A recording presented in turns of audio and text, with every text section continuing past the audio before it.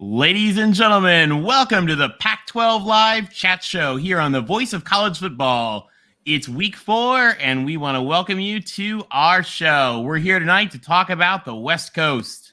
I'm Tony Altimore. With me, we've got Tim Prangley, Rick Anaya, LBC Trojan, and Chris TBM.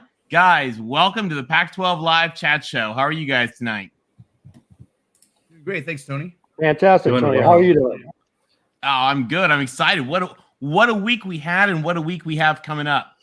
For those of you guys watching, we just want to tell you really quick about our show because some of you guys are probably new. This is a special new show that we've created here on the Voice of College Football channel to talk to you guys, the fans, and give you the opportunity to interact and chat about the Pac-12. There's a lot of shows around YouTube and around the internet for folks to talk about the Big Ten, the SEC, the Big 12. There's really wasn't much about the Pac-12. So together with Mark Rogers, we've got this show here for you guys to watch. Now, we are just like you. We are all Pac-12 alums and fans of our teams, but we also love watching the other teams. So we want to welcome you. We also want to welcome folks from other conferences who may be fans of teams in the Big Ten or the SEC who want to come tonight and just watch and hear about and chat about the Pac-12. There's a couple of ways you guys can interact with us because interaction is really something that's important. First one is you can call in. So first we're going to go through the schedule, and then we want to have you guys call in and chat about your teams, your games, what you think is going on. Having you guys be a part of the show makes all the difference. The second thing is the online chat. So in the corner of the YouTube screen is a chat feature. We'll be trying to monitor it. We can't always keep track of it while we do, but we want you guys engaging and chatting and talking about the show.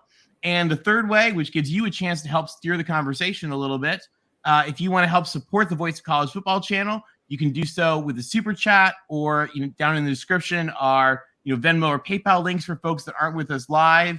And we'll make sure we'll put your comment on the screen, and we'll talk about what you had to say. One quick rule for the chat, though: we want everything to be kind of fun, lighthearted about football. So nothing personal or nothing kind of no jackassery or anything. Because we being from the West Coast, we don't pay much attention. We just block people. It's easier that way. So don't be that guy. Anyway, but we want you to have fun. We want you to have a great time. And we want to talk about football. And what a weekend it was. So guys, the West Coast is back. What do you think? Let's chat real quick before we get into the schedule. Just quick reactions to last weekend. The Pacific North. Sorry, go ahead, Tim. Well, I was going to say a lot of big wins. Teams that we'll go into the actual scores, but there were some wins around the country that were some powerful and some statement wins against big conferences. That's forcing some of the national media kicking and screaming to actually give the Pac-12 the credit that it deserves. And to be honest, we haven't deserved it for a couple of years. But I was a bit worried, and still a bit worried, the fact that schools like Washington State and Oregon State still are not getting their due, but I'm sure that's going to be very soon. They'll be getting that. Well, maybe not Oregon State, but we'll see. Yeah, the Pacific Northwest was holding it down this weekend between Washington absolutely dominating Michigan State, and stories of Oregon's demise were greatly exaggerated. Isn't that the truth? Showing what they did to BYU. Yeah, big win by Michigan State, traveling across country to Washington. I predicted a Michigan State close win. I was wrong. Kudos to Kalen DeBoer and the squad that he's got assembled at the University of Washington, going 3-0. As Chris alluded to, the Pacific Northwest is very, very strong, 11-1 in those 4 schools. And then there's Utah. So should be there's some depth in the Pac-12, and so some great wins by Oregon at home against BYU, who previously beat Baylor. So that was a statement win as well. That it was. All right, guys, we got a big week ahead. Let's chat about what's going on. So starting off, our first game, we noticed there's kind of a couple of groupings here in our games.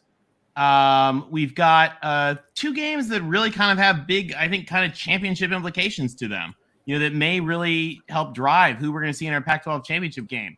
First up to bat, Wazoo and Oregon. So, as you said, Rick, Oregon's demise greatly exaggerated. A couple storylines for this game. Oregon, after starting off against that freight train known as Georgia, has come roaring back with 2 just dominating wins, and they just stuck it to BYU, much to BYU's dismay, and they've made every laughable excuse in the world for why they lost, but they lost because they got their butts handed to them. It was great. And Wazoo, Washington State, they of course started off with close win against arch rival Idaho, who's right next to them, 8 miles away. Then they went on the road and stuck it to Wisconsin at Madison. And you guys saw Washington put on Twitter, jump up, and sit down. And then last week they had another great win. So, kind of exciting. This year they got brand new coach, Jake Dickert, who took over as the interim coach last year. He's come over undefeated, and brand new chancellor, Elizabeth Chilton, who is just a really amazing, brilliant leader for their school. She's undefeated as chancellor. We're actually trying to get her to come on our podcast. So it would be kind of fun. Guys, what do you think about the Cougs and Oregon? Yeah, well, I think we've talked about this previously, but the thing about Oregon State, especially when they were up in when they went to Madison, is just this defense they have that Dickert has going. They're going to win a lot of games with their defense. We thought, all the hype was around the Cam Ward transferring in from Incarnate Word. That was going to be the big story. But I'll tell you what, I really like the way this. I believe they actually have statistically are better than they're leading the Pac-12. They are just jumping all over teams. They definitely lead the league in sacks and tackles for loss. So going in this game, I think that they're probably going to match up a little bit better than BYU speed-wise because let's face it, last week it just looked like they were athletes and the guys for BYU just looked like they're standing around.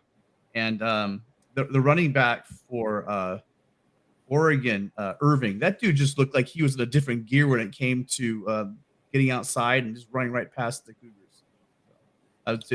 So BYU is in the back, but I think that the Cougars are giving a better chance on defense this season. The Cougs are riding high off of being 3-0, and the defense has definitely looked good. But I think unless we get really, really bad Bo Nix, the talent disparity in this game is going to take over. And, Oregon builds on its big win against BYU in Austin and ends up beating Washington State by like 10 or 14 points. I think what you have to look at in this game is, can Oregon answer after a big game at home versus BYU? We saw what happened to Baylor. We saw what happened to BYU after a big game against Baylor. They traveled to Corvallis and they had a tough game. Oregon, don't doubt Oregon. They have the talent. Offensively, they're the number 48 ranked total offense in the country, averaging 452 yards a game. And Washington State, typically known as an offensive-based school under Jake Dickert, number 33 in total defense. They give up about 307 yards a game.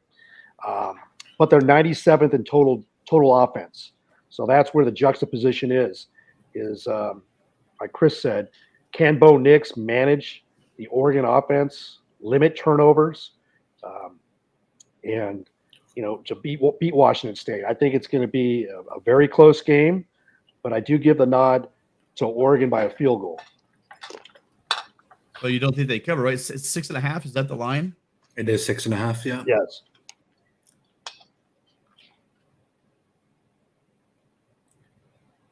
Tony, you're on mute. Thank you. Sorry. I think that's probably a pretty safe bet. I think Oregon's a great team, and they just, as long as we get somebody in the chat, I think put it best. He said it depends. Are we getting Dr. Jekyll Bo Nix or Mr. Hyde Bo Nix? And who knows? But I think Oregon's got a lot of weapons. I think they looked really good. I love the Cougs, and I hope whoever from this game just continues to march along. But I think probably Oregon's got its edge in talent, and we'll be able to pull off the game. But I think it's going to be a good one. All right, guys. Next up to bat. This is quite a game. Benny and his chainsaw. We've got USC and Oregon State coming up. Now, this game has an interesting twist. Some of you guys know Oregon State is doing some really interesting stuff to their stadium, which is going to have maybe some effect on the game and the game environment here. So this was Reser Stadium as of last year. And for those of you guys who don't know, Reser Stadium was kind of built in a hurry back in the day because Oregon State didn't have a stadium. And they used to have to play most of their games up in Portland at a minor league baseball field. And then when they went to join the Pac, before they could be considered for joining the Pac-12, they needed to build a stadium. Oregon was the same thing, and so as was Washington State actually. So they built Reser Stadium. They've been in a process for the next few years of redoing it, and it's actually going to be really cool when it's done. So if you guys see this old section here, I don't know if you guys saw, they blew that up. It was actually really cool, and it's going to be this really, really neat whole new side. So I don't know if you guys saw the video where it actually got blown up. Pretty awesome. They knocked it over and the whole thing fell backwards. And they're going to build something really neat. But in the meantime, this is a picture as of today. This is like today at about 5 p.m. Construction. You can see this entire side is shut down. So they're only playing in half a stadium. So the crowd noise, certainly won't be what it normally would be before going up there. So this is going to be quite a game. But, a lot of people are real confident in USC. But for those folks who know USC, Corvallis is a place where scary things happen. So, guys, let's take a minute. If you'll indulge us here for about 35 seconds, let's refresh what terrifies USC fans about Corvallis. Ladies and gentlemen, I take you back to number 1 USC, ready to just stomp all over the Pac-12, Pac-10 actually at the time, in 2008. One of the many times this seems to have happened in Corvallis. Snap takes it, and the Beavers are going to win the football game. It's over in Corvallis at Reser Stadium. For the second time in the history of the Oregon State football program, they've defeated a number 1 ranked team, get off the field. USC, in 1967. And tonight, September 25th, 2008, it's the Beavers 27, number 1 USC 21. The Beavers have defeated the USC Trojans, and it's that same story from 2 years ago, Jimmy. A sea of orange on the field as the Beavers defeat the mighty men of Troy. Everyone was talking about, hey, is the Pac-10 too weak? Can the Trojans hold number 1 against this weak conference? They got their answer in their first conference game in Corvallis, Oregon. So, guys, is that going to happen again? What are we going to see at Reser Stadium? Well, I think USC is going to get out to a hot start. That's my guess. I just think for the last 3 games, USC started scoring on their the first game they scored the first 5 drives. Second game they scored on their first 4 drives. The last game they scored on the first 3 drives, touchdowns. That is. I like USC getting out in front, and then holding off. I'm saying a final score of 38-30 is what I think the final score. So maybe not the 38. Sorry, Chris. And the 38 is because I do think that Beaver's going to try to control the ball, run the ball a lot, and limit the amount of times that Caleb's going to get chances, on offense. Try to get them out of sync with nice long drives, and that's why I think USC only scores 38. I think they're actually very efficient in their offense, but they will be limited in their possessions. Sorry, Chris. No, you're good. So in the last week, it's been really interesting because I didn't think it would happen quite this fast, but there's quite a lot of national talk all of a sudden about the USC Trojans. Riley's amazing. The offensive amazing. Is Caleb Wilson, they're led by a Heisman candidate. USC's back. They're back. They're even back to giving people luxury cars, but now it's legal with NIL. Like people asking, what if USC goes 11-1, but their only losses to Utah? Are they worthy of a playoff? And you got the lowly unranked Oregon State Beavers, disrespected, put on the Pac-12 network, not only this game, but also against Utah next week. And you know what? Some people might think that Oregon State should just be, feel good about being on the same field as SC, but I'm bringing out the chainsaws and I'm taking the Beavs to win in Corvallis on Saturday. I hear the chainsaws. Tim, what do we think? Well, Oh, you already went. Sorry, figure up. Chris, what's your prediction on the score here? I know you got the sound effects and you're feeling good about yourself. Give us a score. 35-31. Okay. That's fantastic. I love the sound effects. This game is going to be a great game. And yes, Oregon State does not get respect. The Pac-12 doesn't get respect. You saw that clip back in the Pac-10 talking about a weak conference. Well, guess what? They're going to keep on talking about a weak conference, but Oregon State's a good team, and they play well at home, and they're well coached. They're going to be missing a key part of their offense, and that's tight end Luke Musgrave, 6'6", 250. So Chance Nolan's not going to have that safety blanket to throw him the ball. They've got a great running game with Fenwick and Martinez. So they're going to want a ball control offense. Interesting stat about SC. They scored 7 touchdowns in the first quarter this year. And I expect SC to get out to another hot start. They haven't turned the ball over.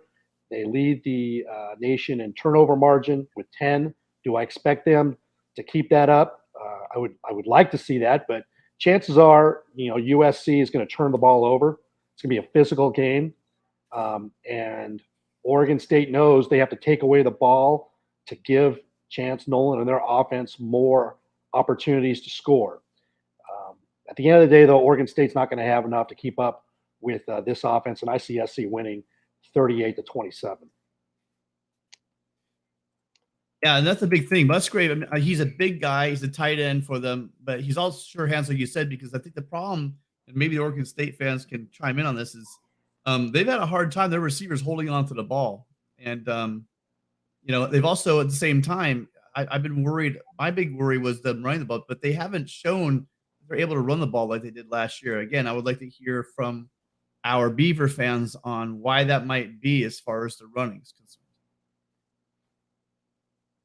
Well, we're going to be able to talk a little bit more about this game. I think the issue with this game really comes down to, does USC play to its potential? And, if they don't, it's going to be ugly. We're going to see 2006. We're going to see 2008. We're going to see 2000. We're going to see 67. It's going to be a repeat of what we used to see. But I think they're actually going to play well. I predict USC not only wins, I think they beat the spread. I think USC wins by at least 2, maybe 3, maybe even 4 touchdowns. I think it's going to be something else. Here is my prediction. If Chris is going to pull out the chainsaw, I'm pulling out.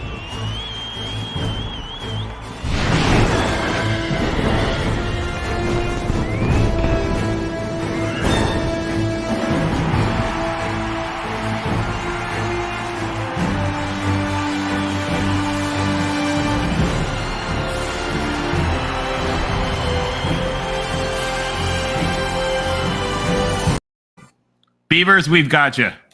All right. Tony, one quick thing I noticed about that film is that all those clips happen to be in the Coliseum. Thank you, Chris. Thank you for reminding me. And unfortunately, they play in Corvallis this weekend. They do, but they only have a stadium. Chris, I had a question for you. Getting back to when we used to give luxury cars to our players, do you mean the 10-year-old Impala? Is that what you were talking about? First of all, we didn't give him the 10-year-old Impala. But now we give them S500, so it's fine. Yeah, no, I'm just jealous of what you guys got going with NIL because we're about 18 steps behind in that regard. Yeah, now we've got S500s. Life is good. Life is very good. Speaking of that, we've got 2 games this week, guys, that are a new special brand of Pac-12. There are 2 teams in the Pac-12 hosting games that are absolute dumpster fires. So the Pac-12 as a conference is doing great, but we do have, like everyone has their cellar dwellers, we have our 2 dumpster fires. The first one is Arizona State. Guys, we've been saying all year we thought Arizona State was going to be a dumpster fire. They showed it with Eastern Michigan and just got whacked. So as a Eastern Michigan legacy and a native of the state of Michigan, but as a Pac-12 host, guys, that was rough. Now Arizona State is going to bring Utah in. They've got an interim coach. The world is burning in Tempe. Guys, what do we think is going to happen with this game? Go ahead. I'm talking with Tidy Guy. All right, I'll take it. just when you thought that Tom's like, well, one, yeah, Herb is gone, right? But Herm, sorry. But just when you thought the dumpster fire couldn't get any worse, you do have the story coming out. And again, there's not a lot of details about it of staffers that were sharing game plans with opposing coaches because they didn't want Herm to lead things anymore. So the dumpster fire gets larger and larger, even when you think it, might subside a little bit. That place is a mess right now. Give me the Utes by a bundle.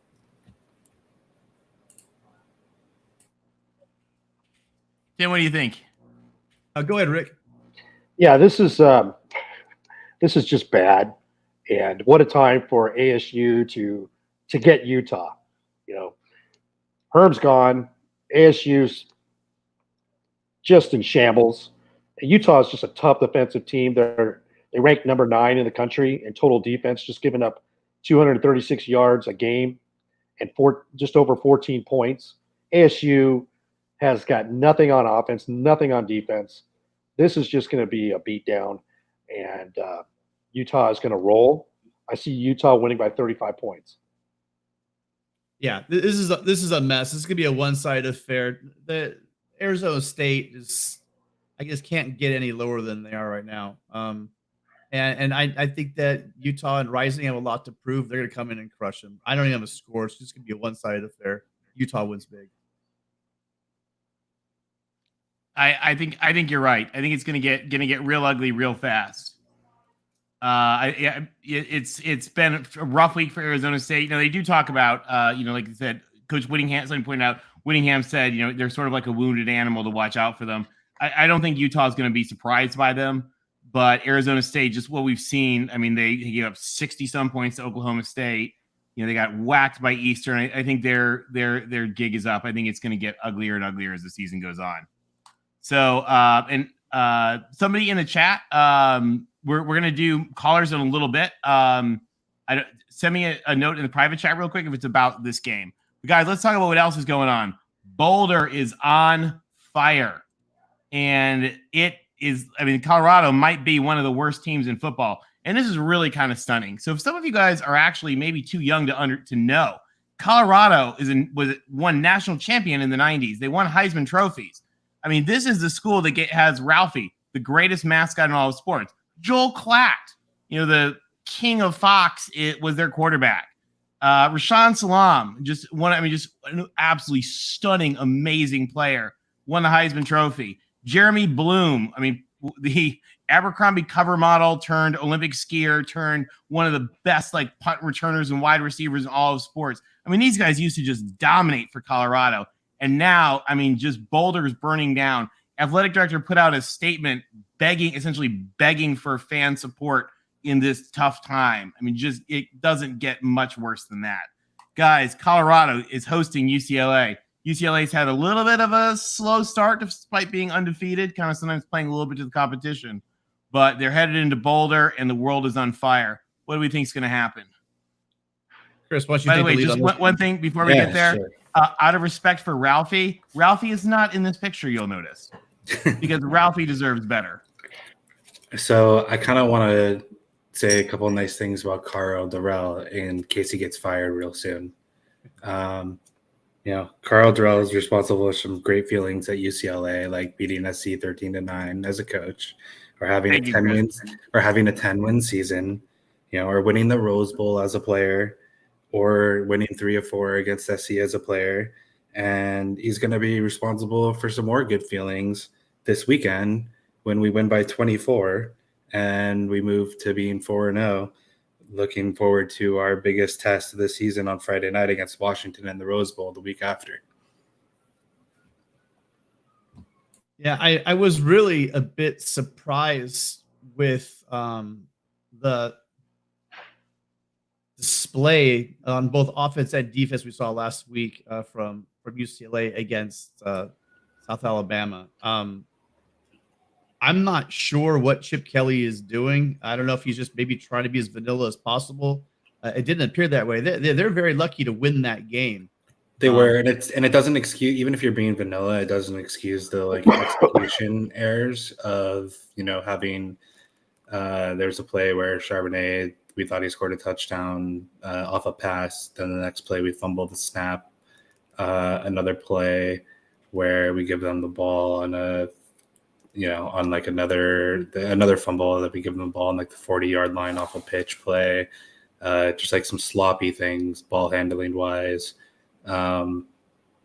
Another play where we're losing, we're trying to get back, trying to get off the field. Defensive lineman tackles a guy that, just kind of falls on a guy that's already down, gets a 15-yarder on a third down that would have got us off the field. Some like really sloppy things.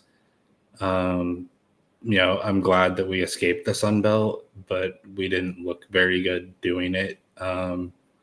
Thankfully, they ran that fake field goal thing that they did instead of just going for it, because they were, the Webb kid that South Alabama had, the running back was like a transfer from FSU.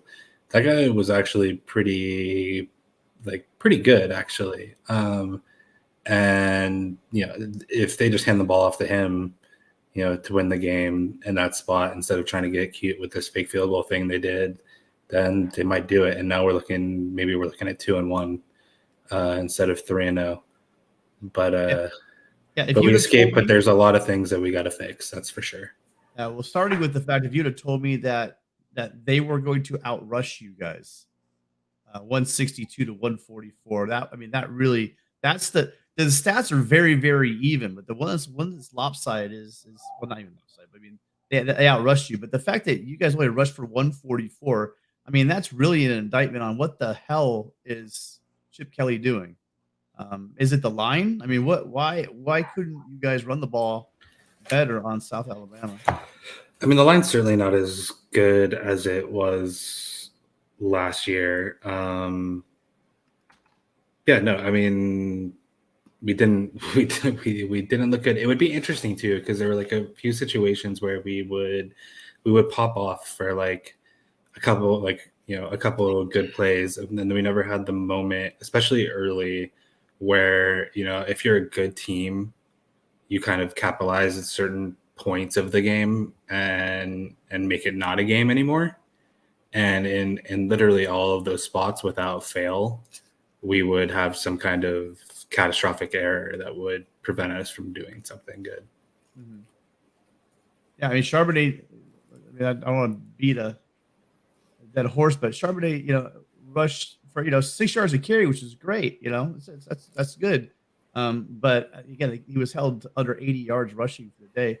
I'm hoping that when that continues, because again, the biggest worry I had for USC going into that game at the end of the year is the fact I thought you guys would run all over us. I'm wondering if that's going to be the case. The Charbonnet 2 games. The Charbonnet thing, I think, is a little bit different in the sense that I think that I think Deshaun Foster, the running back coach, even said something to this effect earlier in the year, of the fact that they're not going to like run him into the ground. And I think that they kind of have him on a pitch count of sorts, especially early on. I wouldn't be surprised if later in the season, against certain people, you see a much larger dose of Zach Charbonnet than you have so far this year. Again, I would agree with you if you guys were up, 35-16 late in the third quarter and they decided to give him a rest. But that thing was a dogfight the whole way, and he only got 13 carries. But we're not used to going undefeated in non-conference anyway, so this is a treat. I'm just glad you guys are winning games in non-conference, right? That was an issue for a while. We like it. Well, this game, thank God it's on the Pac-12 network and nobody's really going to get to see it. And UCLA is lucky because if you were on ESPN, they'd be showing pictures of the Rose Bowl and quoting Troy Aikman of what a dumpster fire UCLA football has become. That beautiful hallowed ground, the Rose Bowl that's hosted over 100 Rose Bowls, is being abused. You guys are not paying your rent, can't get anybody in there. It's a joke. And the fact that you're going to Boulder to play an ex-UCLA quarterback, ex-UCLA coach who's on the hot seat, it's justification, because Chip Kelly is a shell of what he used to be. The fact that you're struggling against South Alabama at home is just a disgrace. So now we get to see what UCLA is about. 3 home games, didn't play particularly well, a lot of mistakes. Now you're going to go on the road for your first road game in an easy place to play, Boulder.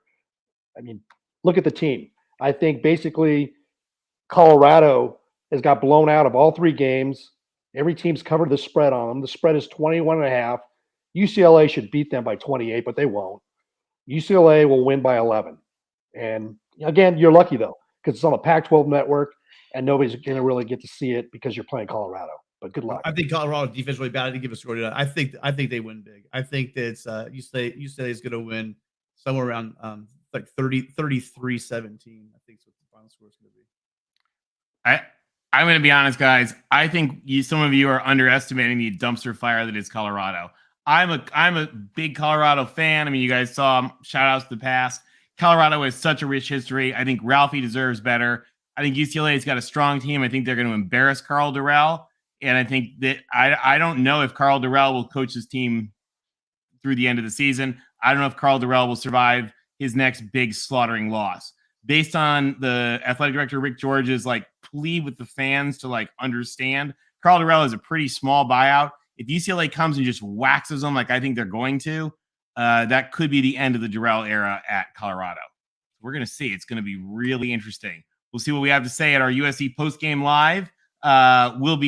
This game will have ended by then. So when we talk about USC postgame, this game will probably be coming up as well. So next up to bat, let's see.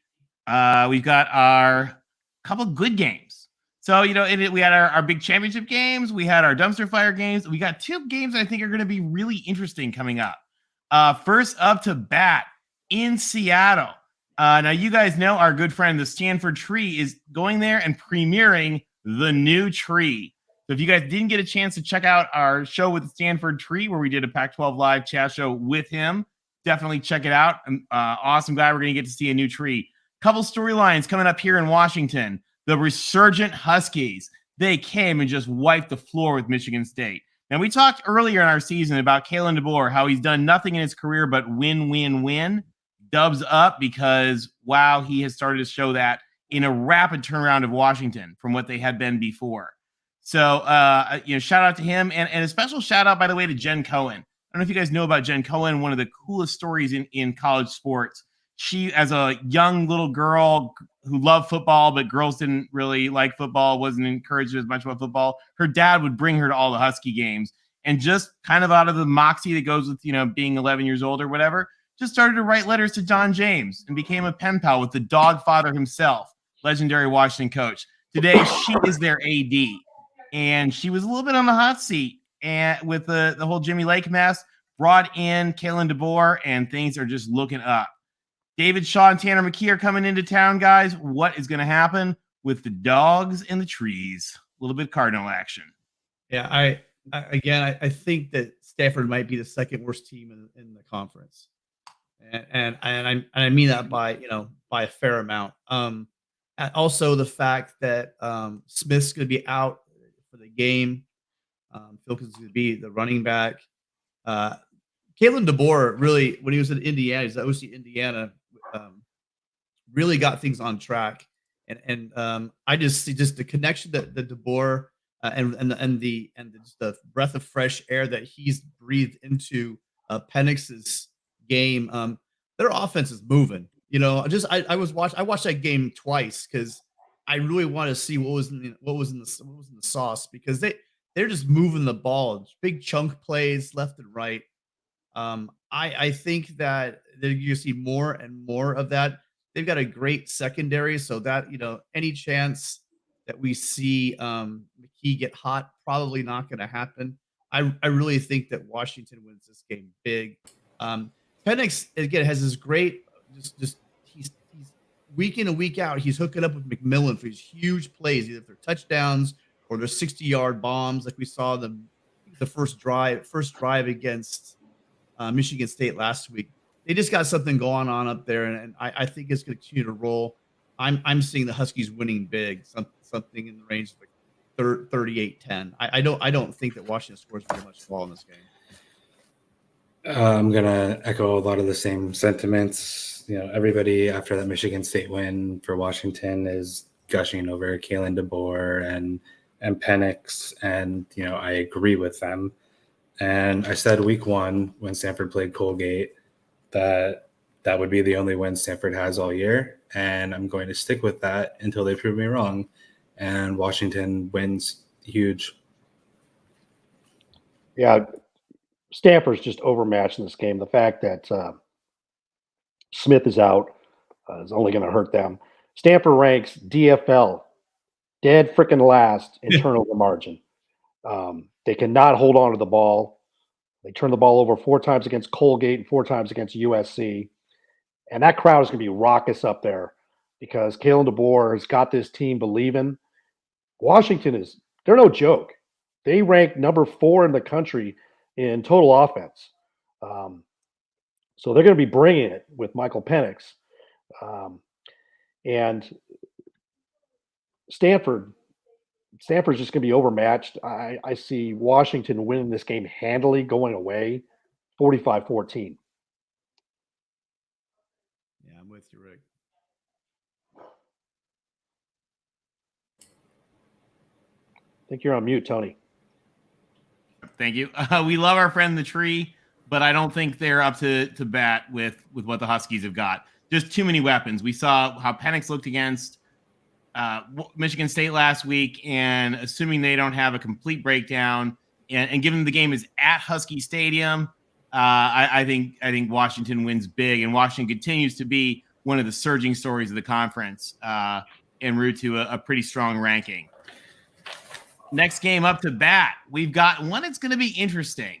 We've got Cal, who should be undefeated and should have beat Notre Dame. ACC refs have still not apologized. It's very rare that I think that truly the referees blow a game, but they blew that game. Notre Dame did not deserve that win. Sorry, Will. It's probably in the chat. Versus Arizona, a resurgent Arizona who has had a couple of really good games. They looked good against San Diego State. They actually looked fairly good against Mississippi State. Remember, this was one of the worst teams in football, guys. One of the worst teams in all of football the last few years. Jedd Fisch has come in, brought a new energy, got a bunch of transfers in. Stole the quarterback from Washington State, who's got them doing some good things. And last week, they took on the number 1 team in FCS, and it was late at night, but it was a game for the ages. So, And by the way, those were not Pac-12 refs. The people in the chat, they were ACC refs. Pac-12 refs apologize when they screw up. It doesn't mean they don't just keep doing it, but they do apologize. So unlike the ACC, they get a little bit of credit. Guys, we got the Cal Bears in Arizona. It's Usc and Wilma. What's going to happen? So it's pretty unfortunate that Touchdown Jesus didn't answer Cal's Hail Mary at the end of the game because that would have been nice. But yeah, like Tony referenced, what I'm still waiting for is for someone to tell me who was offsides on Notre Dame's missed field goal that instead ended up being a first down and a touchdown on that drive instead of a missed field goal. It was baloney. Arizona is coming off a really good win against North Dakota State, right? Who I think before that game, North Dakota State hadn't lost to an FBS team or, since in 6 years or some such crazy stat. There's this really weird thing in the UCLA fan base about Jedd Fisch because he was our offensive coordinator for 1 year with Josh Rosen, where there's this segment that absolutely loves Jedd Fisch. And I think he's doing good stuff at Arizona and has them going in the right direction. But I am not part of that sub-segment that absolutely adores Jedd Fisch. And I see this as, likely a very good battle, but the Bear D leads the way and the offense does just enough at home to beat Arizona. Yeah, well, looking at right there, Larry Pilgrim nailed it. It depends on which Jaden Laura comes to play. That he can make you like that wow play, and then just wow, what the hell were you thinking play? If he plays if everything goes the way it's planned, obviously we know Cal's gonna have a good defense, and Fisch is gonna bring in good offense. I still don't see, Cal's offense is so terrible. It's not that Arizona's defense is that good, but I just don't see Cal being able to keep up with Arizona. So I see Arizona. They won't cover, but they'll win. I think they'll win probably comfortably, somewhere around. Pretty sure they're underdogs, actually, Tim. Who's underdogs? Wildcats underdogs? Yep. I think Cal is favored by 3 points, if I recall correctly. Yep. Oh, wow. Well, then I'll pick the upset then, because I think they're going to win comfortably, but it's not going to be a high scoring game. It'll be something like 20 to 14. You got Arizona, Tim? No, I'm taking Arizona. Yeah, Arizona over Cal. Yeah. How about those Cal Bears? Last week in our Pac-12 live show, I predicted Cal would beat Notre Dame by 1 point. I think they did. And that was going to happen. But then Notre Dame had to break out the green jerseys for Cal. Really, Notre Dame? And you had your ACC refs on the Hail Mary disrespecting Cal. Cal scores that touchdown. They would go for 2.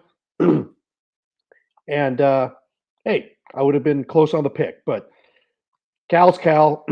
And they got a battle on their hands right now with Jed Fish and Delora. And yes, Delora is inconsistent. But he is a much better quarterback than Jack Plummer, and Cal's offense is just sputtering in the last, actually the whole season.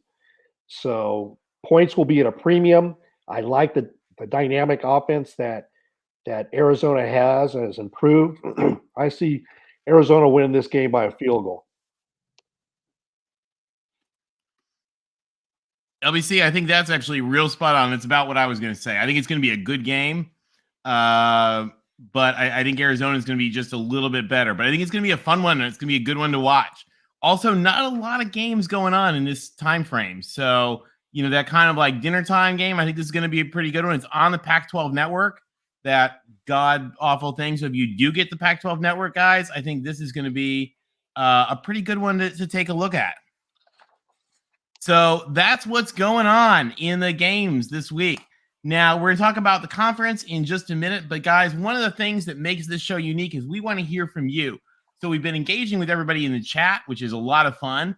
But now this is a time that you get to call in and tell us what you think. We want to know what you guys think about these games. So right now, real quick, I'm going to put in the chat right now, we're going to put in the link to call us and tell us what you think. Guys, talk to us about the Pac-12 as a whole. Rick, what do you think about the Pac-12 compared to the other conferences? Well, the Pac-12 had a few good weeks. This last week, obviously, with the big win, both on national TV, with Oregon dismantling BYU 41-20. And then University of Washington beating Michigan State. I believe that final score was something like 39-28 or 38-29. The score wasn't that close. That was a complete domination. And then you also had, USC beating Fresno State. Fresno State's a very tough Group of 5 team. And I believe the Pac-12 went, I think it was 8-3. And so they had a very strong showing overall on the year. Pac-12 is 24-9. They have some of the best Power 5 wins with Wisconsin, Michigan State, and BYU. All 3 of those teams figure to be top 25 caliber at the end of the year. And they have some great Group of 5 wins and beating San Diego State twice, Fresno State, and also beating Boise. I like that. We got here from Daryl pointing out, okay. Yep. I tell you guys, one of the things that I really think is the Pac-12 is not that the Pac-12 is doing particularly exceptionally well. It's that the Pac-12 is just back to normal. I mean, I have the Sports Illustrated cover that asks, Pac-12 versus SEC, which is better? And that was normal for the Pac-12 to be doing well like it is. So let's bring in one of our first guests. We've got Jeffrey from Only Talk Sports. Jeffrey always has lots of good ideas and good things to say. He is a Indiana fan from North Carolina. So certainly a guru of Big Ten sports, but also a fan of everything around the whole world of college football. So guys, you're going to want to follow Jeffrey. Jeffrey, welcome to the show. Welcome back, Jeffrey. Thank Good you. to I'm have glad to be here. I saw one person ask in the chat about what was a better win. I think you guys already answered it, but did you think the Washington win was better or the Oregon win, or they were both just as good? Like both were just equally great. They were both. Go ahead, Tim. Well, they were both great wins, but I think on a national stage, going in and being out, Michigan State is not, they're in the East and they played well. They had a good season, but I think on a national scale, I think that one was a bit bigger. But the way Oregon responded to all the criticism and just smacked down BYU, it's kind of hard to argue. You could probably flip a coin. I think the overall picture, though, I think the optics were better on the big win against a name brand Big Ten team. Right. I think that's right, Tim. I think like the optics say that like most people in the country just generally would be like, oh, beating Michigan State, that's a bigger win. I think we know more about BYU and what they are as a team or what they might be, considering they beat last year's Big 12 champ in Baylor the week before this. So we don't know as much about Michigan State, like who they've played before they came into Seattle. We know a little bit more about BYU. So I think the Ducks bouncing back is a better win. But I think like from a national perspective or like national, whatever you want to call it, that more people think like, oh, wow, this Pac-12 team that, wasn't supposed to necessarily even be that good this year, just whooped the crap out of Michigan State and was up 28-0 before people even realized what was going on. Yeah, and I think they both did a couple of important things too, because they on the Michigan State win, Washington and Oregon both applied to the Big Ten and were told not at this time, which was kind of stinging. So I think for Washington to go in and get a nice big SmackDown win was really important.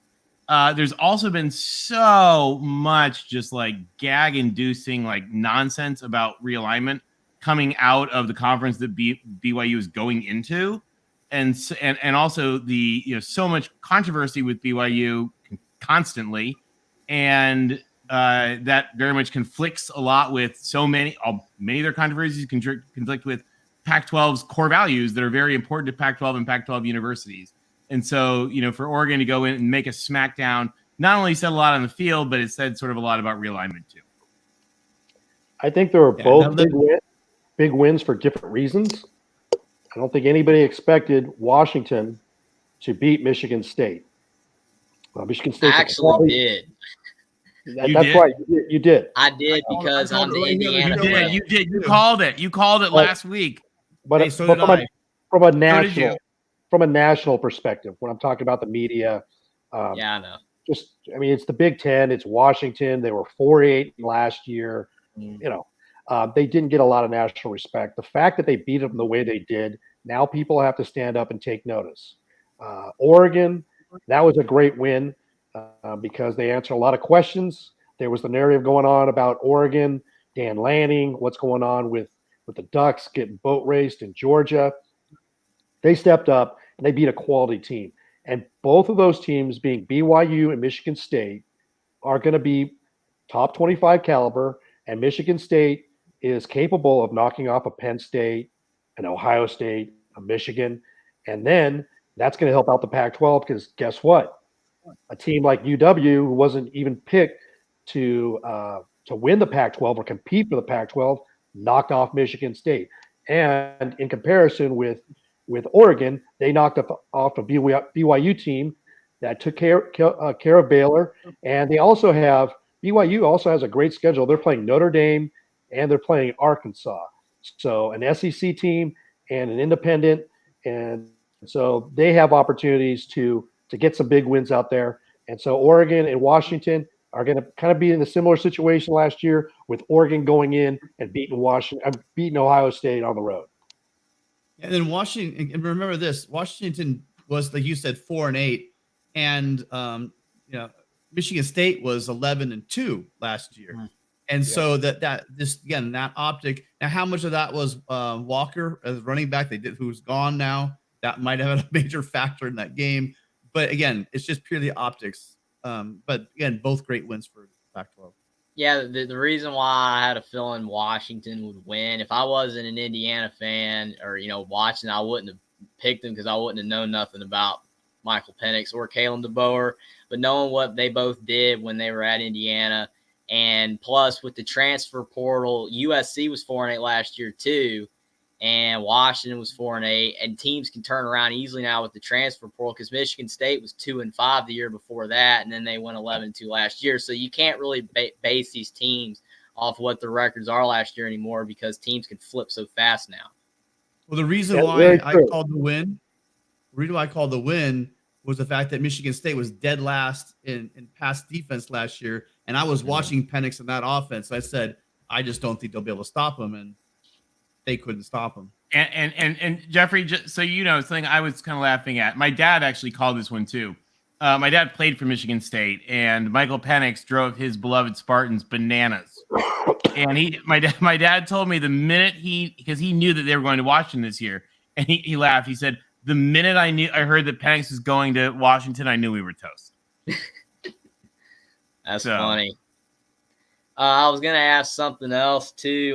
Do you think that it was the right time to fire Herm Edwards at Arizona State? Do you think that they pulled the trigger too quickly, or that they made the right decision to go ahead and fire him? I'll jump in and tell you that I think it's the second best time. So the best time would have been 2 years ago. The next best time would have been whatever minute they would actually do it. Yeah, that's a lot. Like if you listen to the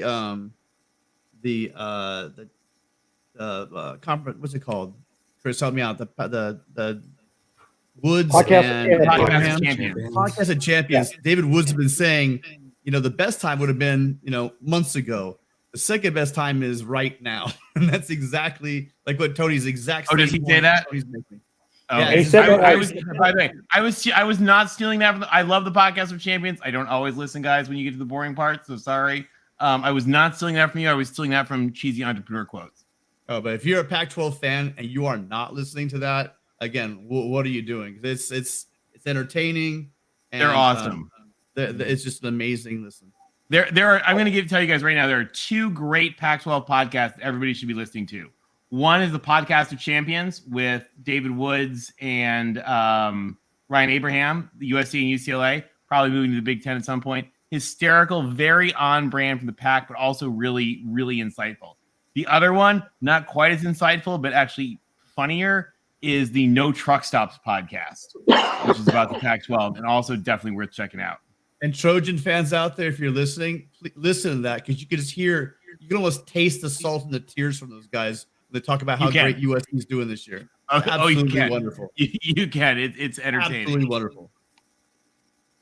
Another thing is also being, watching Indiana all the time. They have a hard time getting fan support for their football stadium because they're not very good, and plus most of them are basketball fans. But why is UCLA? Why is the fan support so poor? I mean, I know LA, you got so much stuff to do, but that was pretty bad. Why is it so bad?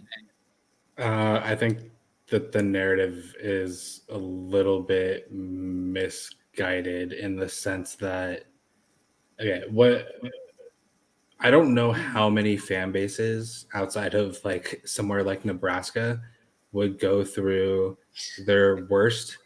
No, because this is a credit to Nebraska because they show up no matter what. Mm-hmm. Yeah, he's not ripping on Nebraska. I don't know how many programs would go through what is their worst 3 years in program history and expect to fill stadiums. It is impressive.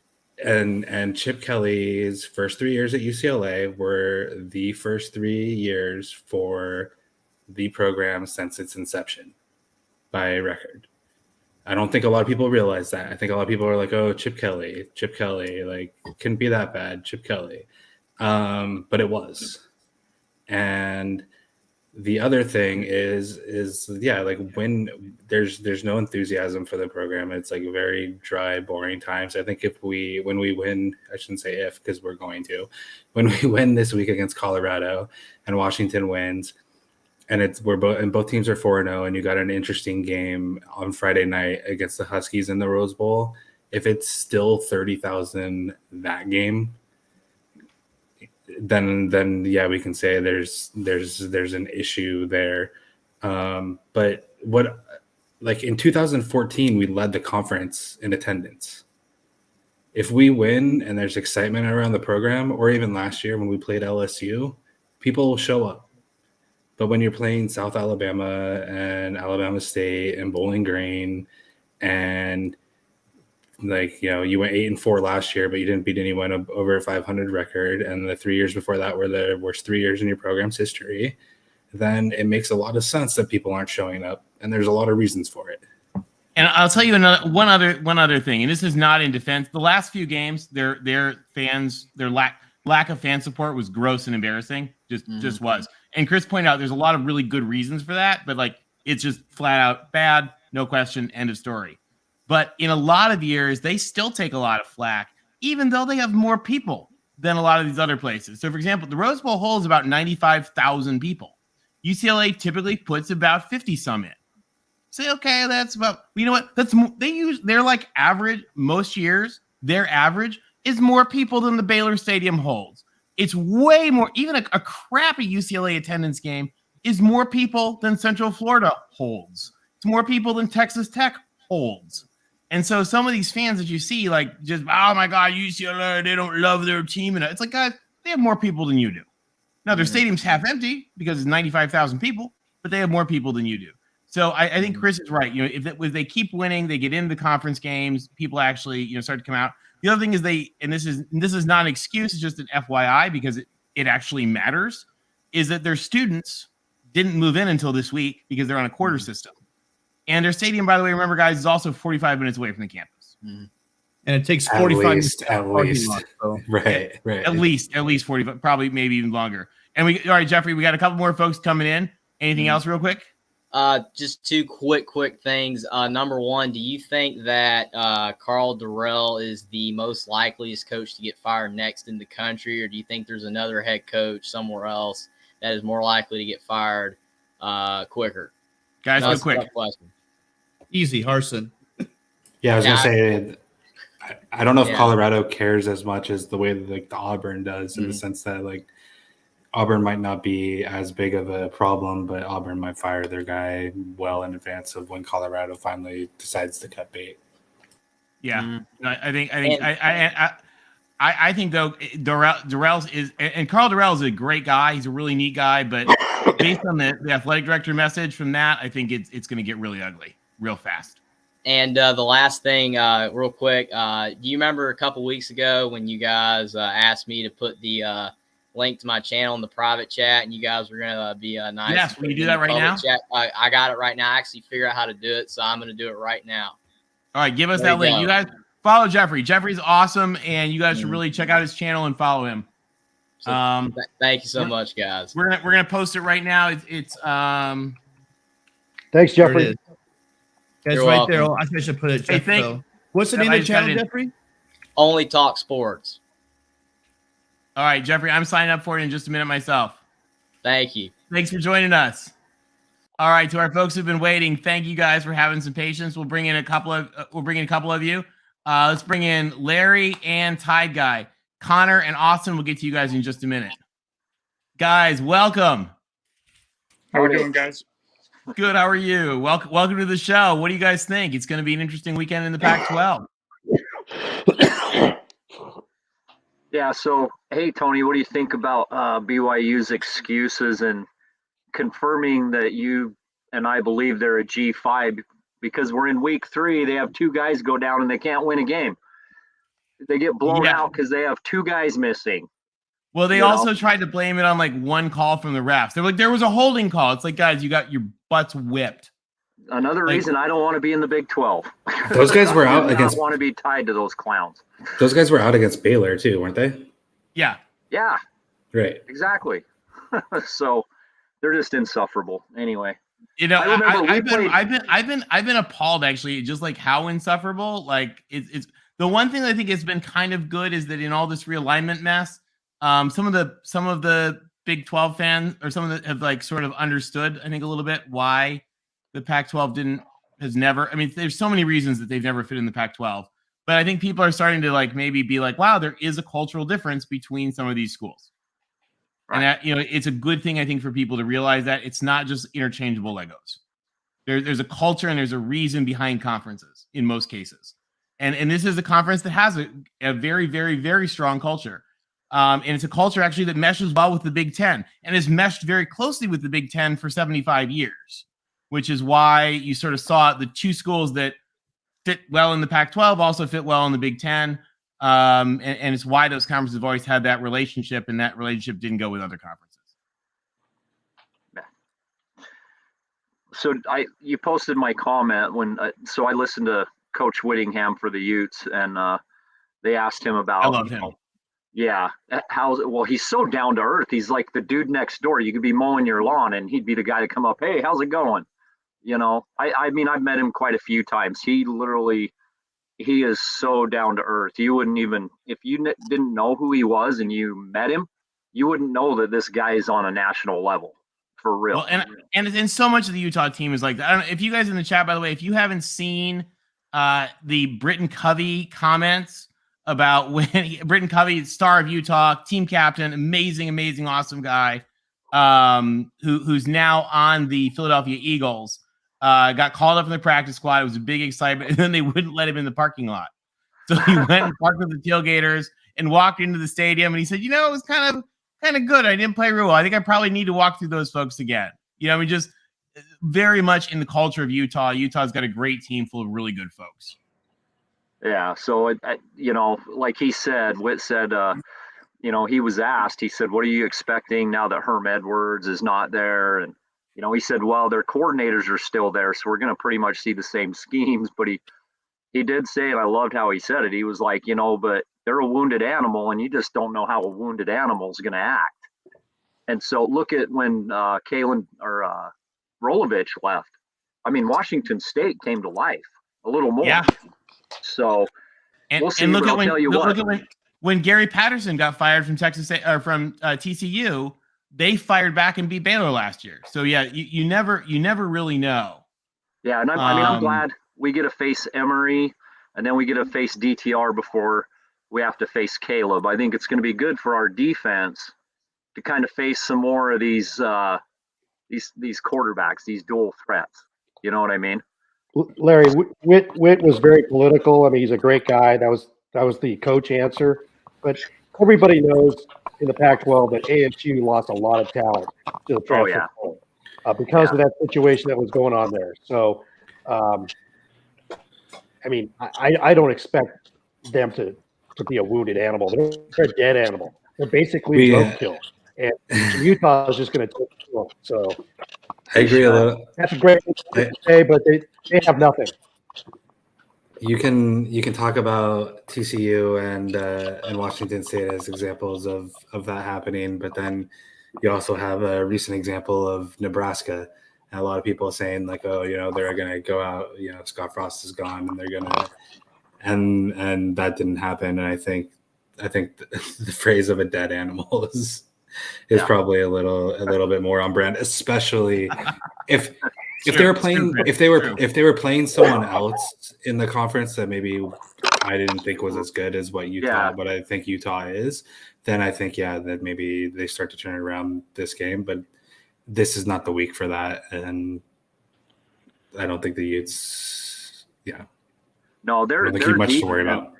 Did you guys see the stat lines for the first half of the San Diego? I mean, San Diego State's not as great this year.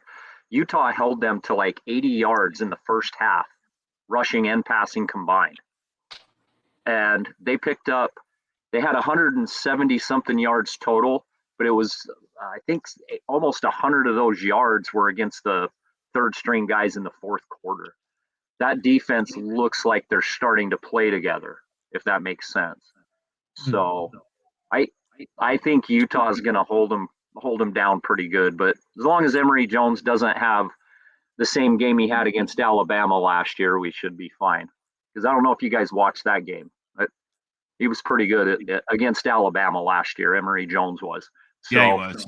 You know, I mean, they've got Emory Jones, and it takes more than just him. But I've seen what that guy can do. Just like, you know, Delora, or even who's DTR. DTR and Delora are the same guy. Like, they'll either win you a game or they'll cost you a game. So I'm gonna jump in real quick. I used to be like very, very negative on DTR when he was first starting, and I agreed with that a lot. The dude has actually matured and gotten better over time, and you should as a fifth-year senior. I used to lose my brain when he was, like a freshman and sophomore, some of the ways he would not take care of the ball. Yeah. There's a lot less of, and granted, there's part of who we're playing, but just as a decision-making thing from him this year and last year as well. But it's been super noticeable to me. He's had a couple scrambles where he gets on the verge of taking that, like that 17-yard sack or something. But he does a lot of things where he's thrown it away a lot more this year, or, taking what's available and, not trying to make the 60-yard play every single play, and has actually improved a lot on that front. And I do kind of want to, as someone that used to be very negative about DTR and what I thought he was as a quarterback and a decision maker, and say that, it's early obviously, but I think he's a lot better than he used to be in that regard. And guys, we've got a bunch of folks waiting, so let's try to roll through real quick. Tide guy didn't get in. I took up all the time. I just wanted to say a couple things really quick. First of all, I think the Pac-12 kind of got screwed in the polls this week. I did a video yesterday. I have the Pac-12 with 6 teams deserving to be in the top 25. I think there's too many teams in the top 25 because the people who vote, they put their blinders on, and we put them in, so we're going to leave them in until something terrible happens. And the other thing I wanted to bring up, and I've heard this from 3 different places now, Arizona State is looking at Brian Harson from Auburn to come in and replace Herm Edwards. Is that true, or is that just that seems to me like that's just the name that reporters started writing? I'm hearing it from reliable sources. I mean, 247 Sports is saying it. There was 2 other big reporters who have mentioned that he is on the list. Now, I don't know why you would get rid of Herm Edwards. Well, I know why you get rid of Herm Edwards, but why would you replace that with Bryant, with what's going on in Auburn right now? That don't make sense to me. Yeah, I think you're right. It doesn't make sense to me. I don't know that it's really happening. Although, quite honestly, he might be a better coach for them than anybody else. I mean, the other name that I've heard a lot that I think would be incredibly successful there is Matt Rule, because think about Arizona State, guys. Arizona State is it's actually a pretty good school. Michael Crow has done amazing things in the last 20 years. It used to be a big party school. Now it's a pretty solid school. It's not AAU, but it's a really, really good school. It's a great city. It's a fun campus. It's the best party. It is the most beautiful people in the world. I mean, it's literally where they go and recruit models and porn stars. You can't go wrong with Arizona State. It's a great place to be, and they have a great fan base. They got a beautiful stadium. They have top-notch facilities. It's a place that I think is going to be able to get a lot of success.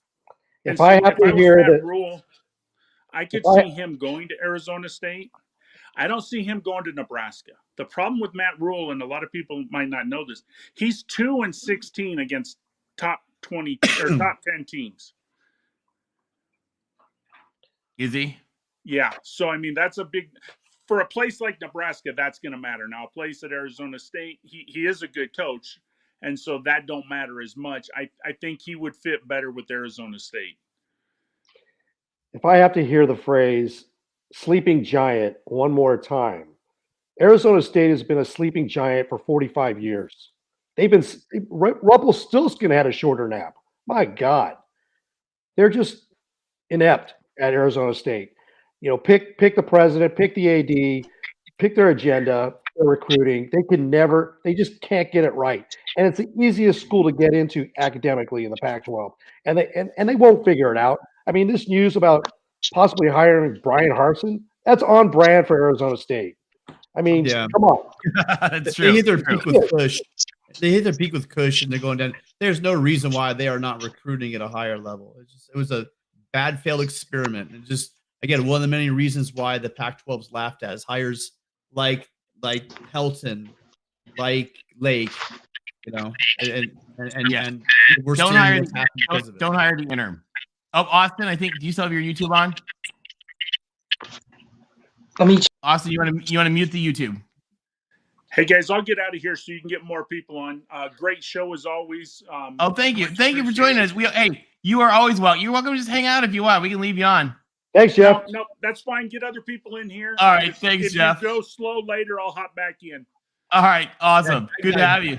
Drop your link to your channel so we can throw it out there. You Yeah, guys, put your link, guys. Jeff runs the Tim will post. Sorry, go ahead. It's not just about Alabama. He does great videos about college football. Knows his stuff. If you guys haven't checked him out already, please do yourself a favor. If you want to sound smart in front of your friends, go check out Tide Guy. Yeah, Tide Guy is a really, really insightful channel with really good things to say about all of the conferences. And Jeff, just to kind of reiterate, one of the things that I think is also not as understood is we don't know what's going to happen. Right now, the Pac-12 may not expand. If not, Arizona State is, I believe, the closest Pac-12 team to Southern California in that recruiting ground. So, Tempe may become a much, much, much more important base of power in the Pac-12 as the LA schools go to the Big Ten. Oh, yeah.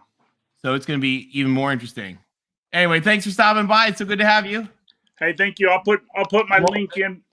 Yeah, and we'll post it right now. All right, thanks. Thank you. All right, Connor representing the Beavs, and then we're also adding, just so we got all the more the merrier, we got Will, Notre Dame. What's up, everybody? Will, the people were calling for you earlier. I don't know if your ears were burning, but while you were not here, people were saying, "Where is Will ND?" We went bear hunting and we caught him in the trap. We caught Oski in our trap at the end. He almost escaped. That Hail Mary almost went off. They almost escaped. But we did end up trapping Oski.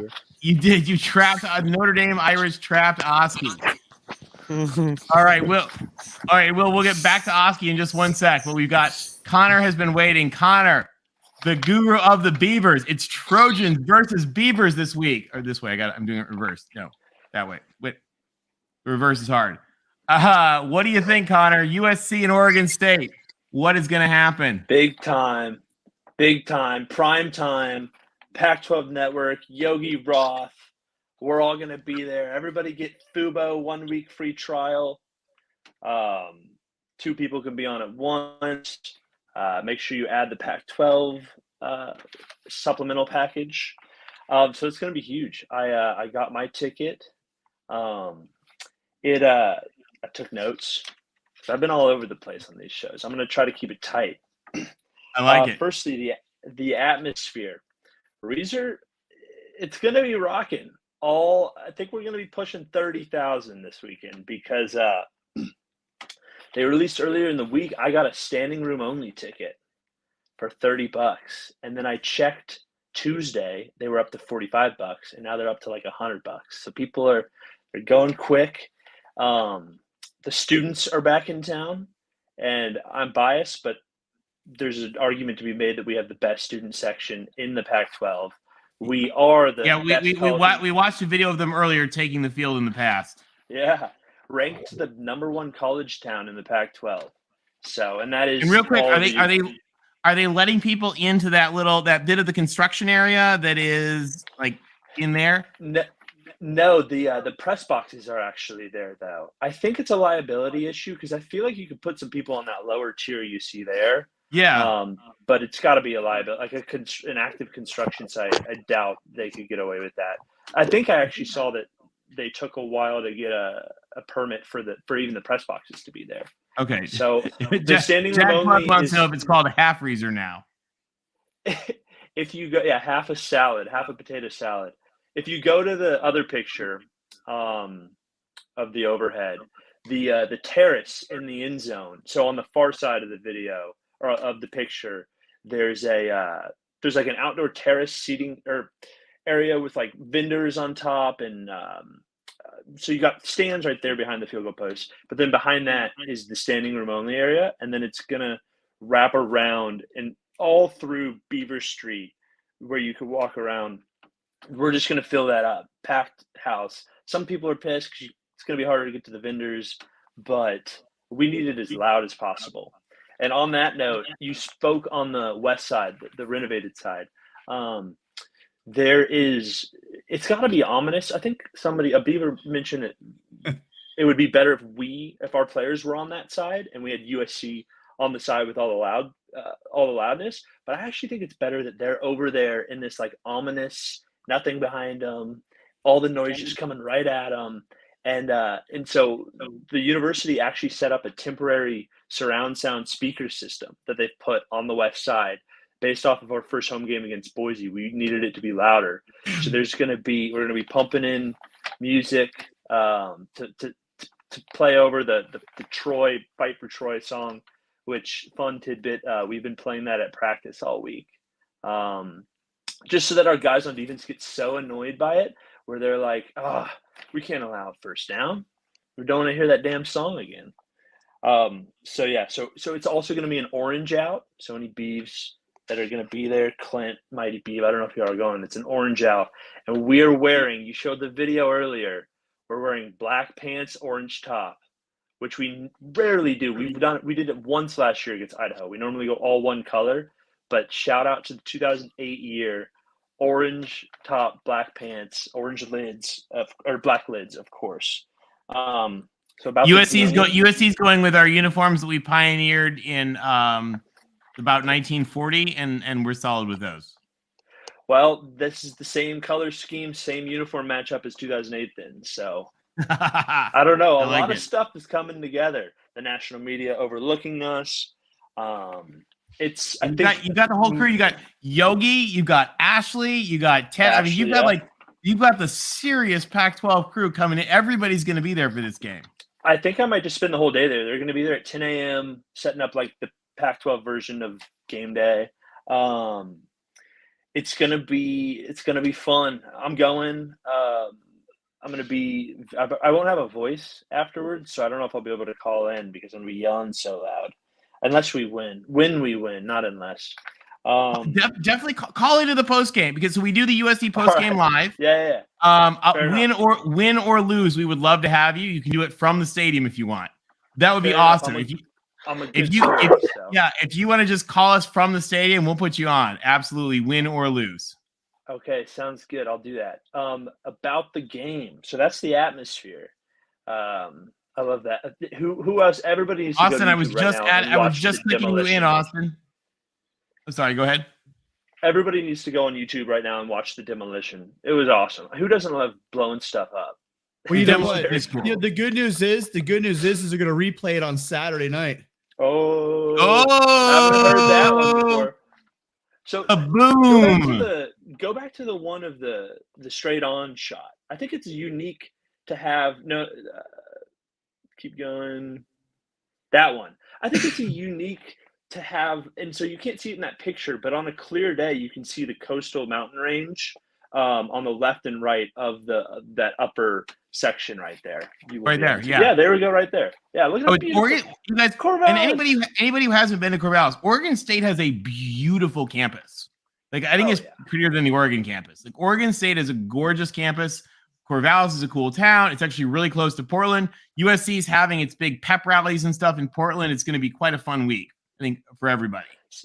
Last note on the atmosphere. One thing I find hilarious is so the away locker rooms are going to be in that side, but up until this point, away locker rooms have always been in the basement of the Gill Coliseum of the basketball arena, which is across the street from the football stadium. So the USC guys are going to have to get changed there, and they're going to walk across, and we're all going to be heckling them, sending them off to the Big Ten so they can go freeze their butts off in Michigan. It'll be fun. All right, on to the game. So offense first. This is just can we keep up with Lincoln Riley's scoring? And people say we can't, and people say we're way overmatched talent-wise. It's like these are the same people that assume we're the same old Oregon State. So 2 guys to remember without Luke Musgrave. That's going to hurt, but we have some guys. So Tyjon Lindsey, who was a former 4-star, former number 7 receiver in his class, last year against USC had 100 yards and 2 touchdowns.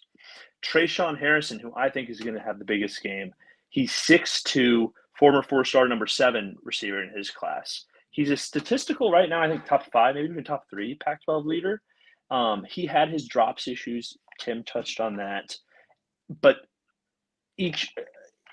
that was at the beginning of, I think, the Boise game and then the beginning of the Fresno game. Since he's been doing way better.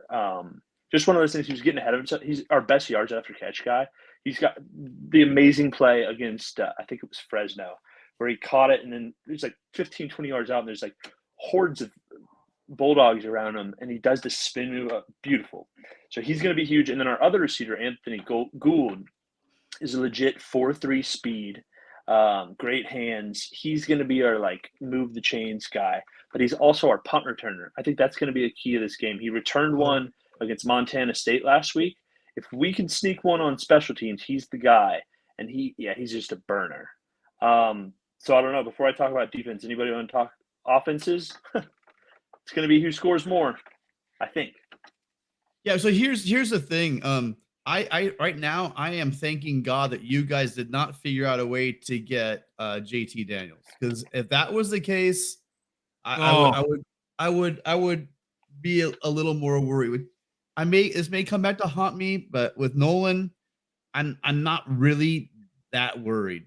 He's a solid game manager. He's a solid game manager, but he's not the kind of guy that's going to be able to go into a shootout with USC. I think you're going to be surprised. He has the number 2 or 3 QBR. His main thing was his long ball. He's worked a lot. He's hit a lot of great passes, 20, 30 yards plus down the field. That was the main emphasis. And if you look at what Jake Luton, who's in the NFL now, did his second year under Smith, we're seeing the same jump from Chance Nolan, who, you're right, is a game manager and he can get it done on his with his legs.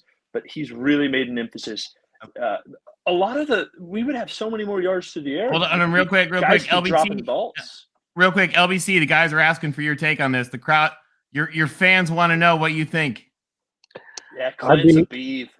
I'm being polite. Connor's a great Oregon State supporter. But when I hear that Chance Nolan is getting better, come on. We got Chance Nolan. They do have some great receivers, but you're going against Caleb Williams and Jordan Addison and Mario Williams and Brendan Rice, and you're going against the running game. We got dudes, Austin Jones, Travis Dye. Travis Dye is familiar with playing in Oregon. Exactly. And so, and by the way, Vandy Dandy, Tusk, when that band plays, it is amazing. Keep going, guys. Vandy baseball school. There's no doubt that Oregon State is going to score. I have no doubt about that. But you're also going to kick some field goals. And USC has scored 7 first quarter touchdowns. Not field goals, not points. 7 touchdowns in the first quarter. This game is going to be ready to talk defense. It's going to be one in the first quarter. I mean, Fresno State ran on you guys. I mean, my God, the way they scored 35 points. Come on. That's Connor, can you stick around for a full game? Connor, can you stick around and talk defense? Jump out to the early lead. USC has not the 3 games they played. The worst they've done is they scored on their touchdowns on their first 3 possessions. If you want to talk about that's been the MO. Jump down their throats and take them out of their game plan. And that's what I'm hoping they can do. Guys, hold on. We're gonna pause it, guys. We're gonna pause on this game for just a minute. Austin has been trying to join us and chat. Connor, can you stick around with us for just a minute? Yeah, I gotta go soon, but I just have defense left to talk about. Okay. I feel bad. We've been Austin's been trying to get in and back and forth. All right, let's pause real quick. Let's take care of Austin. Let's give him a chance real quick. Austin, welcome to the show. Sorry about that. We've been backed up. We got all kinds of folks. Welcome. It's all good. What do you think about Pac-12 coming this week? The USC Oregon State game's going to be interesting. 'Cause I hear that this could be a statement game for USC. See, because I've heard that Oregon State's had your all's number. Well, we've actually won the last 2 times we've gone up to Corvallis. They beat us. They beat us last year for the first time since what was it, 1960s at home, which was a big win for the Beavers to come into the Coliseum and get a win. But I think USC's 4-1 in the last 5 games. Is that right? Yeah. No, it's been but that's Corvallis is always a scary place though for USC. I mean, the Reggie Bush Fog game was crazy. The the 2006 and the 2008 games, of course, didn't go very well. The 2000 game where the Oregon quarterback was actually Jonathan Smith, who's their coach now. So certainly a lot of history there. But I think one of the advantages of that history is that the USC players know that history. But we also have, I think, a lot of new players who they know that history, they understand that history, but they're kind of looking at it and they're like, that's not our history. We're making some new history. This team is loaded, talking USC, both offensively and defensively. They're not going to have a letdown. They're going to go up there and they're going to take care of business. And I love the Oregon State fans. I mean, they're going to be loud, and that's to be expected, but they're going to run out of juice after like halftime. When they're down by 24 points and they know it's over, and their boy Chance Nolan has thrown 2 picks, hey, come on. Connor, this is going to be so great. I know. 24 at halftime. Yeah, 24 at halftime. That. Yes. Write that down. Write that down. Hey, Connor, I want you to come on the show. Just promise me one thing.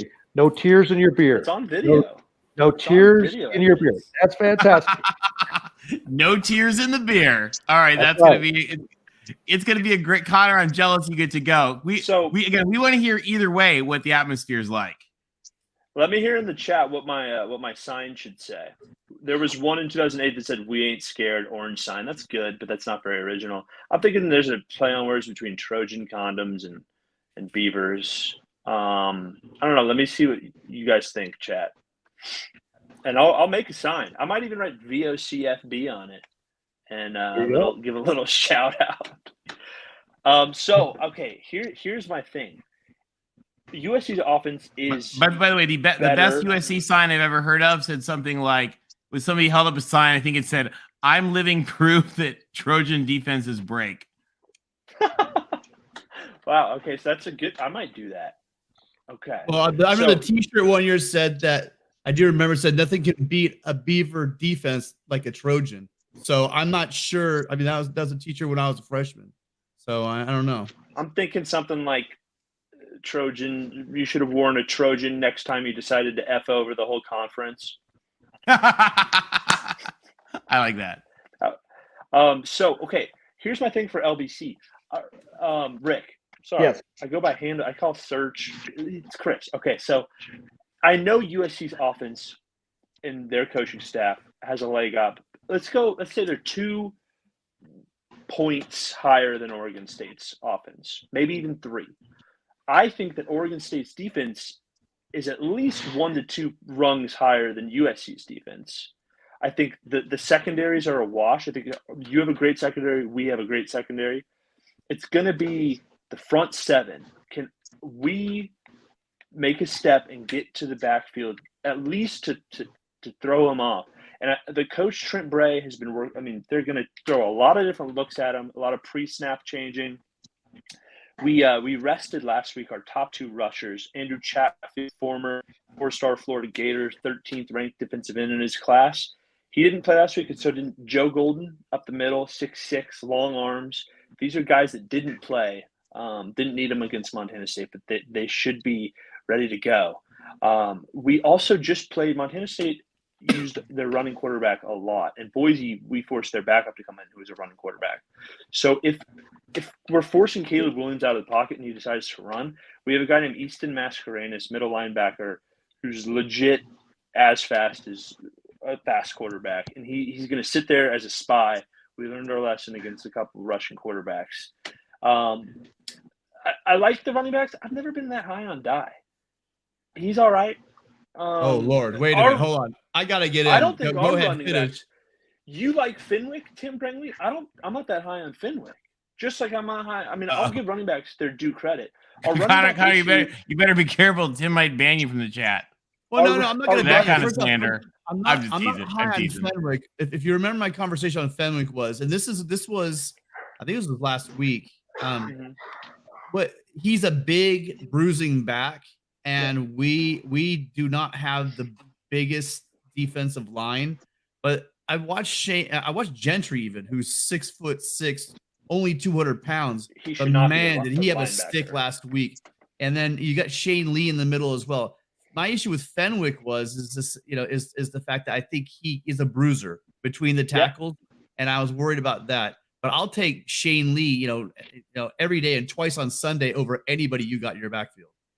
I mean, Shane Lee, I'm sorry, Travis Dye over anybody in your backfield. The guy does everything right. I mean, we have a guy like hands. He's got moves. He's a small guy, but he runs a lot bigger than he is, and he blocks. Oh my God, he's a great.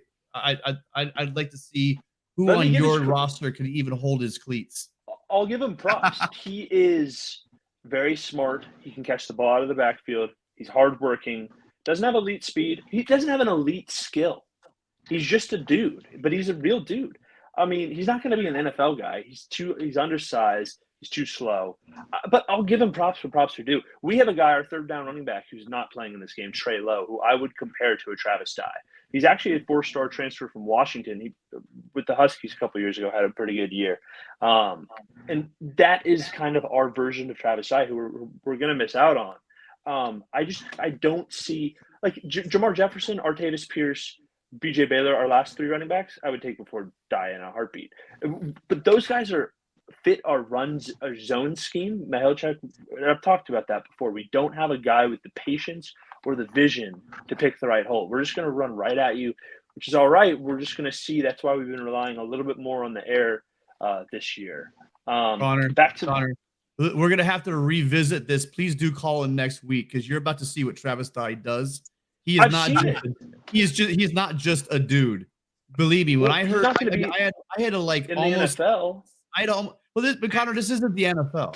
You don't need to be an NFL running back to destroy college defenses, and that's what this guy's been doing throughout his entire career. I don't know what he's a proven 1,000-yard rusher. The guy is not just a dude. He's a great back. He's got moves. He plays bigger. You're right. He didn't have breakaway speed, but he averaged 10 yards a carry or 9 yards a carry last week. Your team is going to run the ball on us. We've given up some big runs, but the thing about this defense is they're very fast, they're very physical, they're tough in the red zone. They're very lucky. We knocked out the starting Rice quarterback. We knocked out Luke McCaffrey, EJ Smith, Emmett's son. He got knocked out of the game the second half. They had a bye week.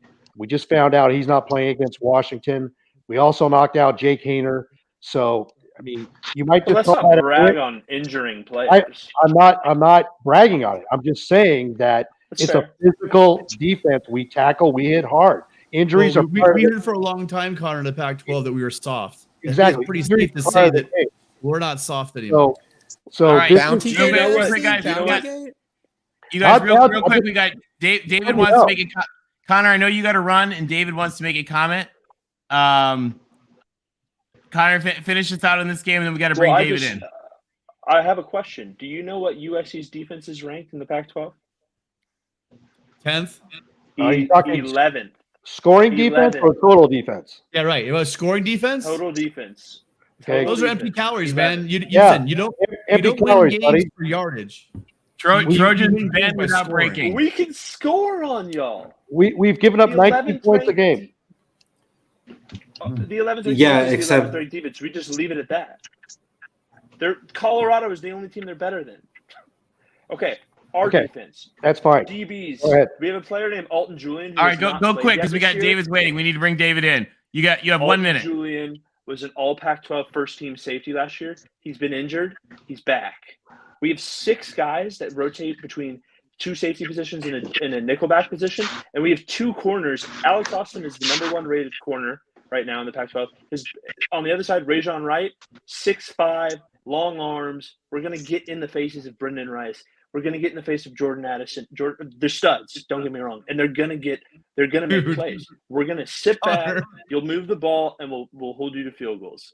All right, Connor, we're going to save this video, and we're going to replay it as we listen to you in the stadium. We want you to call in no matter what. We promise we won't make fun of you too badly. The service is going to be awful. Well, y'all are overconfident. Okay. My real prediction, I'm worried about this game, but it's going to be a game. Give us a prediction. Bias aside, USC is about the spread's worth better, maybe even 7 to 10 points better than us, but it's in Corvallis. Weird stuff happens. It does. So, all right, Connor, give us your score, and then we want to talk to you on Saturday night. Oh, all right. You're gonna make me put my money where my mouth is. All right. That's right. Here we go. Come on, we got the 40-45 Oregon State. 42 USC. Go Beavs. All right, Connor. Hey, thank you. We love having you on this show. We absolutely love it. We can't wait to chat with you on Saturday. Victory down. I love it. Ladies and gentlemen, Connor. Thanks, guys. All love. All love, Connor. We love you. Go Beavs every other week.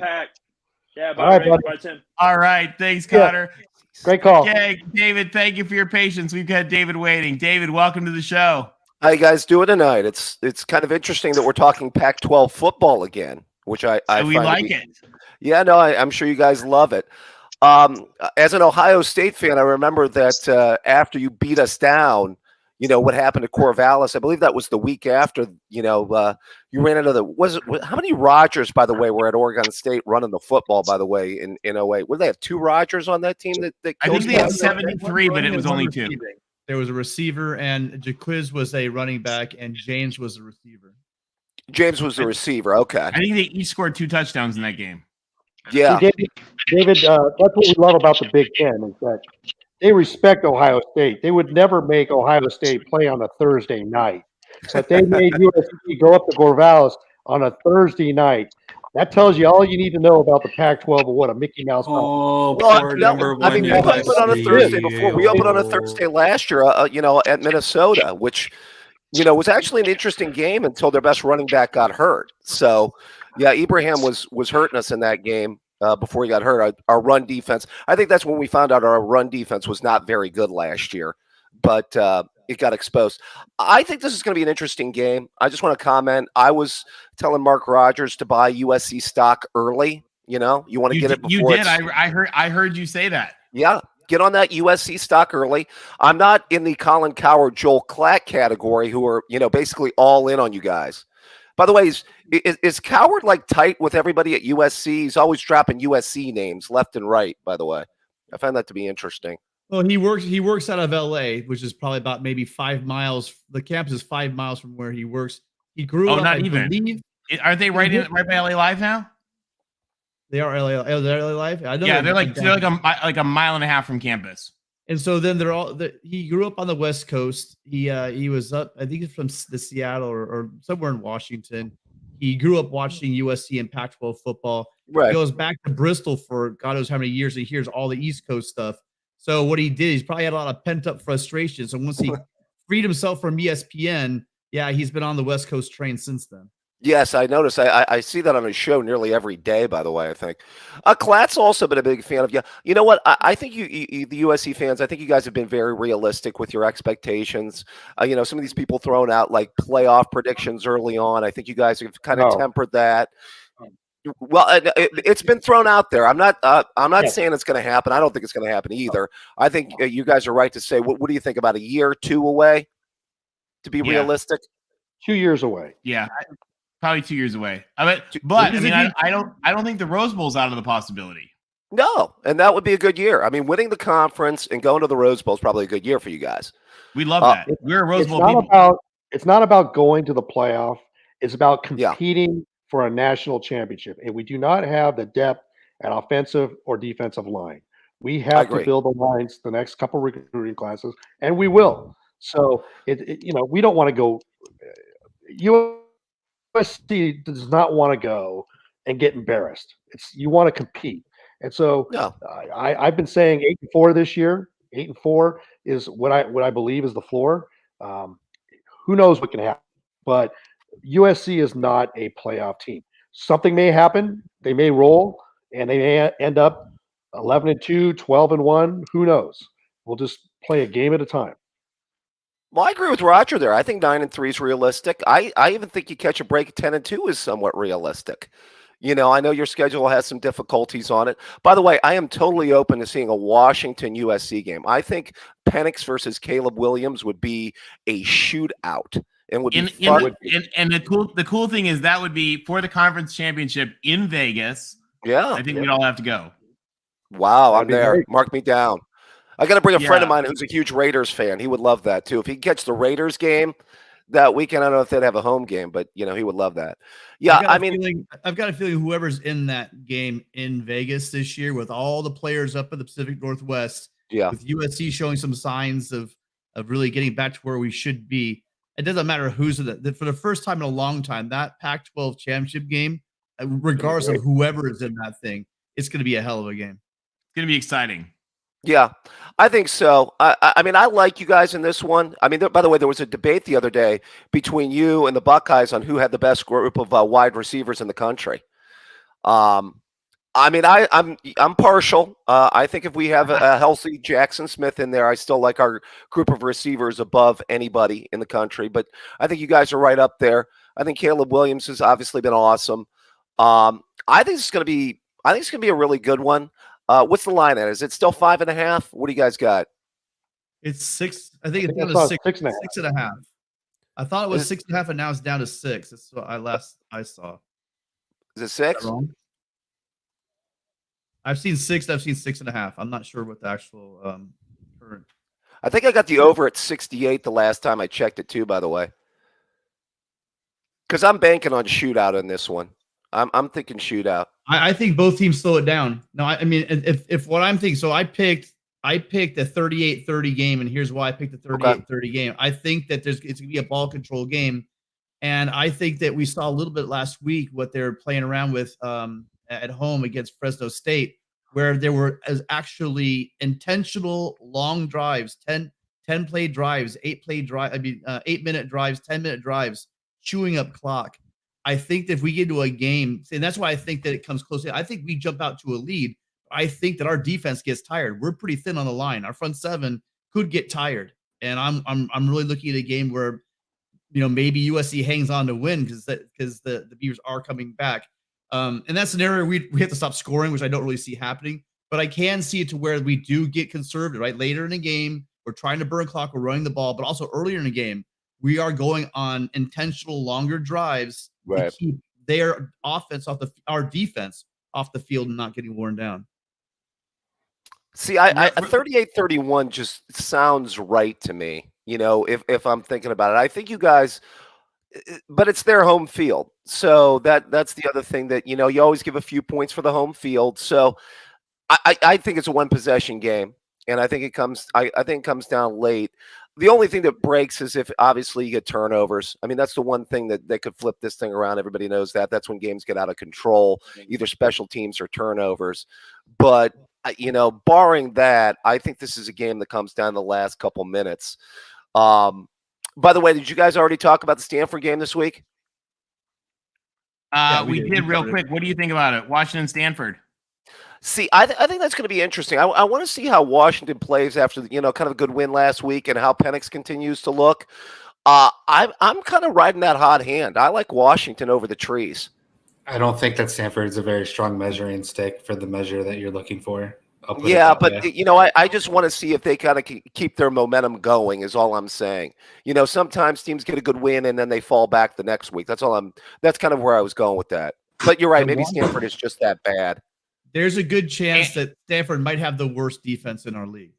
And I don't think they're definitely one. They're probably like the 10th. They're probably the 11th or 10th worst team in the league. So I think they're going to get hammered. They can't. You're banking the Penix puts up huge numbers. Then I take it. But the Yes. Stanford tree has promised me that he's going to give Dubs some scratches.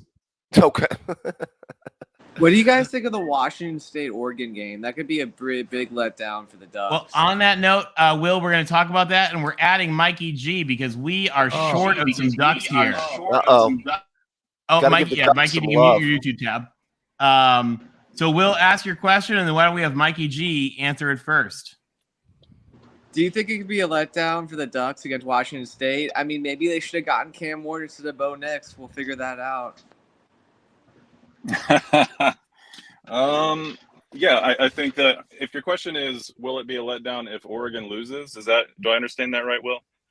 Well, like, are you confident that you'll win? Okay, so I don't know if you were listening to my call in last week, but I was not confident against BYU, and I'm only slightly more confident against Wazoo. And that's only because of our performance this week. I mean, I think that we're finally starting to figure out the offense, or at least Bo is. And in terms of like a Bo v. Cam Ward kind of discussion, I think Bo has a higher ceiling. Obviously, Ward has done some things that are pretty impressive, but he also is very prone to make mistakes. But so is Bo. I mean, everybody knows that about him, right? If you look Good at Bo, bad Bo.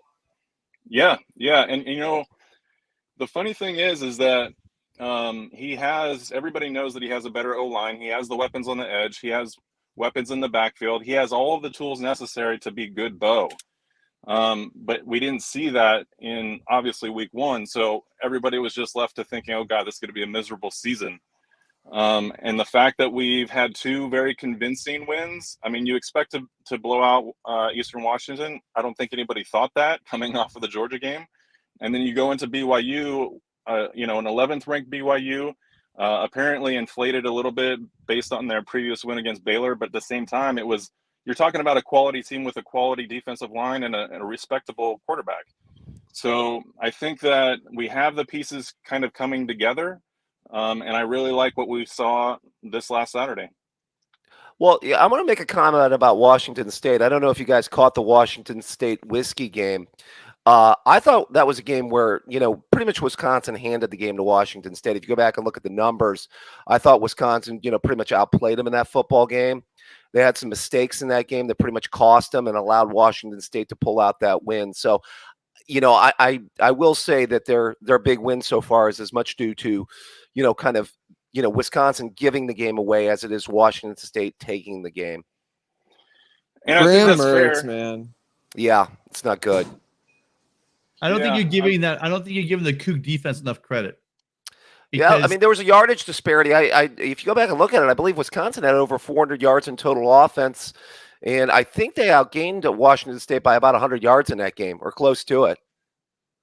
But when you say you're laying the game on Mertz, I'm saying you might not be giving the Washington State defense enough credit. Yeah, there's especially the fact that they went into Madison, right? Like, yeah, that is something that has to be taken into consideration. I mean, and again, your defense is solid. So I mean, there's no one's going to talk about your defense. The Wisconsin defense is historically known to be solid. Again, especially at Camp Randall. So right. I mean, you could take it away from them and say that they lost the game more than Washington State won. But quite frankly, in my opinion, an underdog going to someone's house and beating them, that's not someone losing. That's someone taking it to them and taking it from them. In my opinion. Well, yeah. I mean, I thought that Wisconsin really did, outplay him. I thought it was mistakes, but I'm okay. I mean, the Cougs did some good things. I don't want to say that, but yeah, I mean, Mertz has some problems, by the way. Hopefully the Buckeyes continue to exploit those problems this week. But and to quote Washington State's video, because not many people other than Michigan get to go into Madison and make the Wisconsin people jump up, and sit down. Sit down. There you go.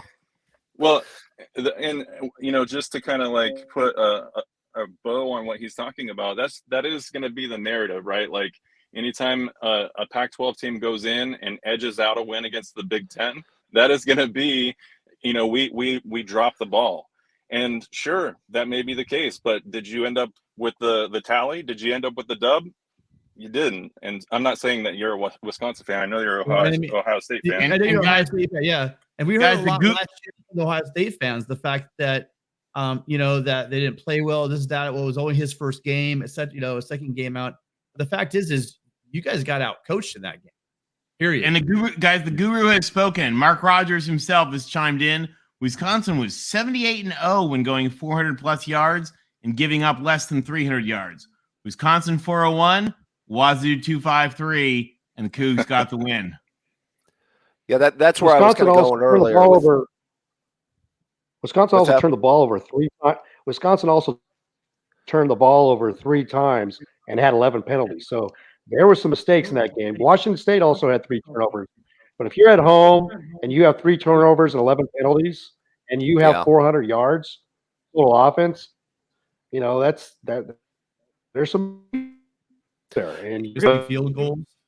The one thing I wonder about Wisconsin, people used to talk up Paul Chryst a little bit as a coach. I remember maybe more in these early days at Wisconsin, but I wonder, there's not much quarterback development there. And Mertz was a high recruit too, by the way. I would add that. Wazoo shut him down. Yeah. I think that they should replace him. Go ahead, Mikey. Sorry. Well, I'm just wondering if I'm wrong in thinking that the last time Wisconsin was really great was when Brett Bielema was there. Yeah. Bird had good teams. I mean, but they've always been built the same way they've been built. Big offensive lines, solid defenses. Right. They've always found that one elite back. We can go down the list. It's like Barry Alvarez handed the playbook down generation to generation to generation to every Wisconsin coach, as we've talked about, and they usually are a well-coached team too. Jim Leonard's a good defensive coordinator, so. Yeah, I mean but the one thing is quarterback play and skill players. That's the one thing that separates them is they've never had, other than the 1 year with Russ. Yeah, when they had Russ for the 1 year. All right, what about Mikey? What about the Ducks and the Cougs? Do the Cougs have a shot? Well, that's kind of what I was alluding to, right? We're still going up to the Palouse, which is always dicey, no matter if they're 3-0 or 0-3. That's just a wild place to play. I think I heard somebody say that it's the loudest per capita, right? So they have the lowest capacity, but they somehow still, the acoustics in that place are just, it's pretty awesome. And the thing about it is like, I'm one of the old hats, right? Like I respect Wazoo, I respect Oregon State, I respect USC. We need USC to be great. I give you guys a lot of shit, but the fact is that you were the conference for so many decades. And so to have you guys kind of restore to power just as you're getting ready to exit is all the more infuriating, but that's fine. Like I would do the same thing. I know Oregon would do the same if given the chance, but what I'm trying to say is that I love Washington State. I love the program. I love the fans. I love the coach. That's another, Cinderella story. He takes over as an interim and he's putting that culture back into Wazoo that they've been lacking for a while. And I'll tell you who else is awesome. Their AD, Pat Chun, who is one of the he and Martin Jarman from UCLA are the two kind of big disciples of Gene Smith at Ohio State. And Pat Chun is just a phenomenal guy who's doing great stuff as AD at Wazoo. And then Chancellor Chilton, who's new there, she's been the provost. She just created the new post of chancellor. I mean, they're really doing a lot of cool stuff to build up the school and build up the campus. And I mean, it's actually a really good, it's a famous ag school because Washington is really a really important area of agriculture in the Palouse. And I mean, it's just a neat place and it's exciting to see them doing great stuff. Yeah, I'm still not used to USC joining the Big Ten. That's not the football world I grew up in. But as I've been told, everything comes back to the dollar. As do most things in life. The other thing with that is we get the issue of the Pac and the Big Ten are very much alike. They very much culturally do fit well together. I said a long time ago, and people laughed at me at the time. This was a couple of years ago. I said I thought they should actually merge. All 26 of them or 24 of them, whatever it would end up being, and it would have been a really neat conference because you do get a lot of cultural similarities. And so, to our Big Ten fans, a lot of the things that you guys see, the culture of your schools, the culture of your fans, you see, I mean, you guys saw that in Seattle last week. That was a very traditional Pac-12 / Big Ten kind of world, and it's why those schools kind of fit together. And the Pac-10 had a couple of down years where it kind of stank, kind of like the Big Ten West, which was propped up by the Big Ten East, but they're back and they're back to normal. It's not an exceptional year for the Pac-12, but I think they're back to normal, and that's kind of exciting. Well, I think having your flagship program play well is always a good sign. I mean, when you have, USC, you guys have been, obviously the standard bearer for the conference for a long period of time. Because, I mean, after you guys kind of went down, though, I mean, Oregon did pick up the baton to a certain extent with, Chip's teams and kind of the run they had, even their first couple years, after Chip left. So, I mean, they had a good run, as well. But, yeah, I mean, you guys have been the dominant power in the conference. So, I mean, to have them playing at a high level, you have to have your bigger programs playing at a high level. I mean, from an Ohio State perspective, I've said it helps our conference when Michigan and Penn State and the other programs are playing at a high level. And a lot of Ohio State fans have disagreed with me on that. They always want to see Michigan be terrible. I know, but. And a comment, some people talking about the Idaho game. Just to clarify, remember rivalry games are rivalry games, guys. Idaho is closer to Washington State than USC is to UCLA. I mean, they are in the same town together, and they didn't look great, but it was a rivalry game, and they got the win. And I always think with rivalry games, whether it's Auburn, Alabama, or Wazoo, Idaho, if you survive, I give you a pass. I don't know, Tony. I'm just gonna say, Idaho's Idaho. So I mean, rivalry or not, I mean, I think it's a bit of a stretch to say. Rivalry game really could happen. Remember that one of the issues with Idaho. So Idaho, you guys may not know this, was part of the old Pacific Coast Conference, but they didn't have bathrooms in their football stadium, and so the California schools finally just stopped refusing to go there. Yeah, no, the California schools just finally said we're not going to go there. And so Idaho was oddly partially in the conference and partially not. And then they got the boot when they created the new Pac-12. They were like, yeah, Idaho, you're not coming. Yeah, that could be a problem at those stadiums. Yeah. Well, they used to have to play their games. Get this. Washington State and Idaho, both lacking any feasible stadium, used to have to play their games an hour and a half to 2 hours away in Spokane at a high school field. Wow. Funny enough. Talking about investing in facilities and infrastructure and those things. USC and UCLA were playing in a Coliseum.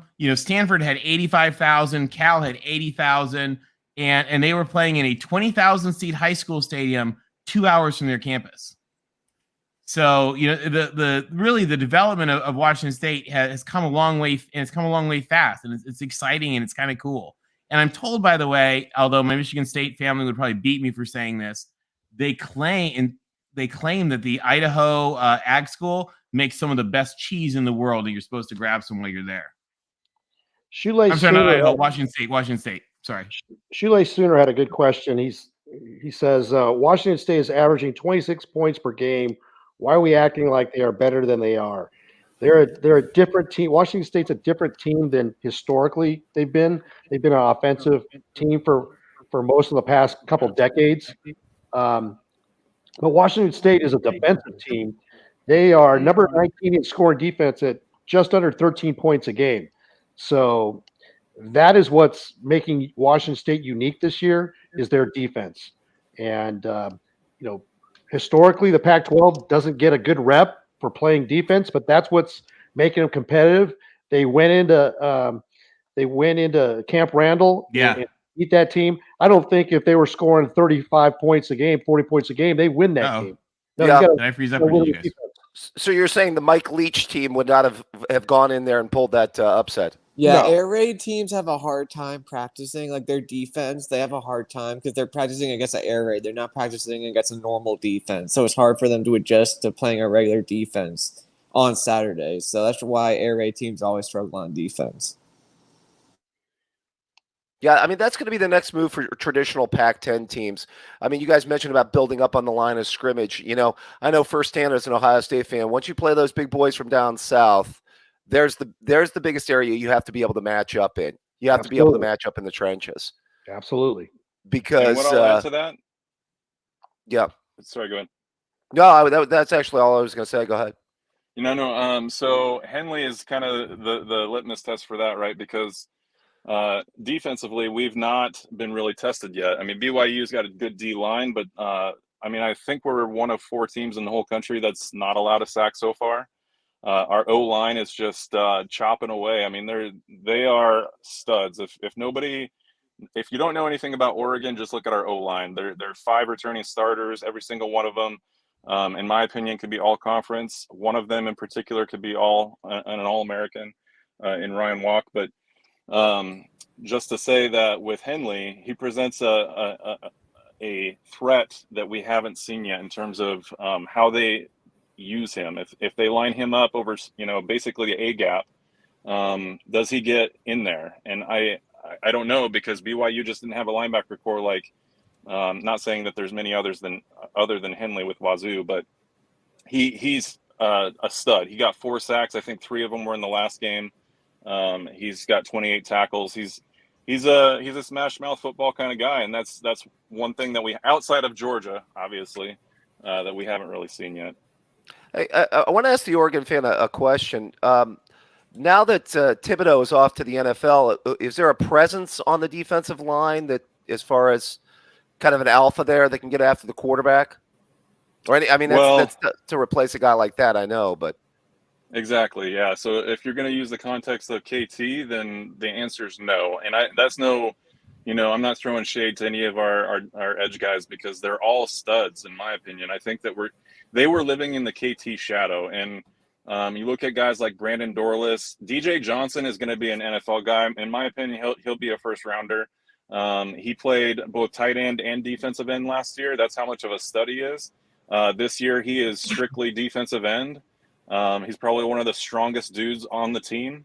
And he had a critical, I guess he set the edge really well in the first drive against BYU that kind of set the tone for the game, right? So, and on the opposite side, you've got Brandon Dorless. He plays up and down that defensive line. He can line up on the inside, or he can line up on the 3 technique or whatever. Like, he's that versatile. Brandon is such a great dude. Like, if you ever want to get fired up, just listen to that guy do interviews, because he's just got this very sweet natured personality, but you watch him on the field and he's violent, and it's great to see. But to answer your question, yeah, there's other guys. They've actually lined up our 2 outstanding inside linebackers on the edge in the dime spot occasionally, but that's more of an exotic look that doesn't happen all too often. But edge pressure, I think, is there. They have yet to really dominate. Like, we've only got 3 sacks all year, and so the pass rush is probably one of our big question marks. And as you guys all probably know, our secondary is still gelling. Is the kindest way I could put it. You still have Flo there at linebacker, right? Justin Flo? Yeah, that's who I was referring to. So we got Justin Flo, and we've got Noah Sewell. Flo sat out last game. They have not disclosed what they haven't even referred to it as an injury. They're just letting him heal up, is what they said, which obviously you leave a guy out, like Flo, out of a game like BYU, then it has to be significant. But according to Lanning, he'll be in this week. Okay. Yeah, that's the thing is, I mean, it all starts up front. If you got that front 7 talent, that's probably the biggest thing that separated 04 USC from 05 USC, right, guys? Yeah. The defense. Yeah, I mean, the defense in 04 was phenomenal. Yeah. The defense in 05 bent a little more. The defense in 02, 03, 04, 06, 07, 08 was phenomenal. There's one missing, and that was the one we really needed that year. It was probably our worst defense under Pete. I mean, actually, we didn't need it. We just needed all of the plugs plugged in the Rose Bowl Stadium review booth. That's what going we really to needed. the Fresno State Fresno State game. Fans of USC will love to hear this. There were 2 interceptions. One that Darnell Bing in 2005 to seal the game, but there's another one. You guys want to guess who that other interception was in that game? Which game is this? The Fresno State game where SC had to come back to get to that Rose Bowl. Yeah, wasn't that 50-42 or something? Kind of a crazy game. I remember that game. Crazy game. It just shows you how bad our defense was. Yeah, we were just that was an epic. It won Reggie the Heisman though. That's true. The other guy was Brandon Ting that got the interception. I forgot about that. It was. I always thought Reggie should have gotten the Heisman that year for just pushing Leinart over the goal line. I think that's what. I think if Will was here as the Notre Dame fan, he might want to attest to that. Will, where did you go? Will left us. Will, come back. I laughed that I've been thinking a little bit that if Caleb Williams could possibly win the Heisman, he needs to stand up there and be like, Reggie, this is for both of us. There you go. That would be something amazing. That 05 Texas team was still a hell of a team. We played them in Columbus, and I thought we had them that day. Great team. I'm not taking anything away from that team. Michael Huff coming with that stop and the game that Vince Young had. They won on the field. I'm not saying another word. I'm just saying I wish we'd had a better defense that day. That's all. Yeah, I was okay with the defense. I just wanted all of the replay cameras plugged in. I would have been good with that. But I'll tell you also, they have great fans. That was an amazing game to be at. And it was a lot of fun with both USC people and Texas people at that game. You guys talk to McConaughey? No, he was on the other side. Yeah, that was just a great year of college football. 05 was a really fun year. There was a lot of really good games that year, and it was fun. I remember we caught Texas early. I was at that game, and that was an electric atmosphere in Columbus. Unfortunately, we ran into Vince Young in the last couple minutes, and he threw a touchdown to beat us. It was. I'll tell you. I mean, I also love. I mean, you guys can go on YouTube, like just listen to like the intro of that game when Keith Jackson is like, "Royalty of college football is an assembly at the Rose Bowl," and I mean, like just epic Keith Jackson. Last game he called, I believe. Yes, wasn't it? It was. Yes, it was. Yeah, it was. He was a great one. We got really lucky because in his later retirement years, he lived in Southern California, and so in his later retirement years, he would do just random nothing USC games, just because he was in California, and so it was really cool. Like we would get to have him for games that were absolutely not worthy of the greatest announcer in history. Yeah, but down the road, so we got him. It was pretty. Yeah, cool. He did actually. Fouts and him did the Miami Ohio State game too. The one Miami won except without the flag. I'm not going to go there. I've been living with that. Hey, we're teasing you. We're teasing you. Yeah, I know. Believe you me. You think I haven't talked to Miami fans before? Yeah, that's true. Mark's got 85 Miami channels. I got to go on there and defend myself. You're right.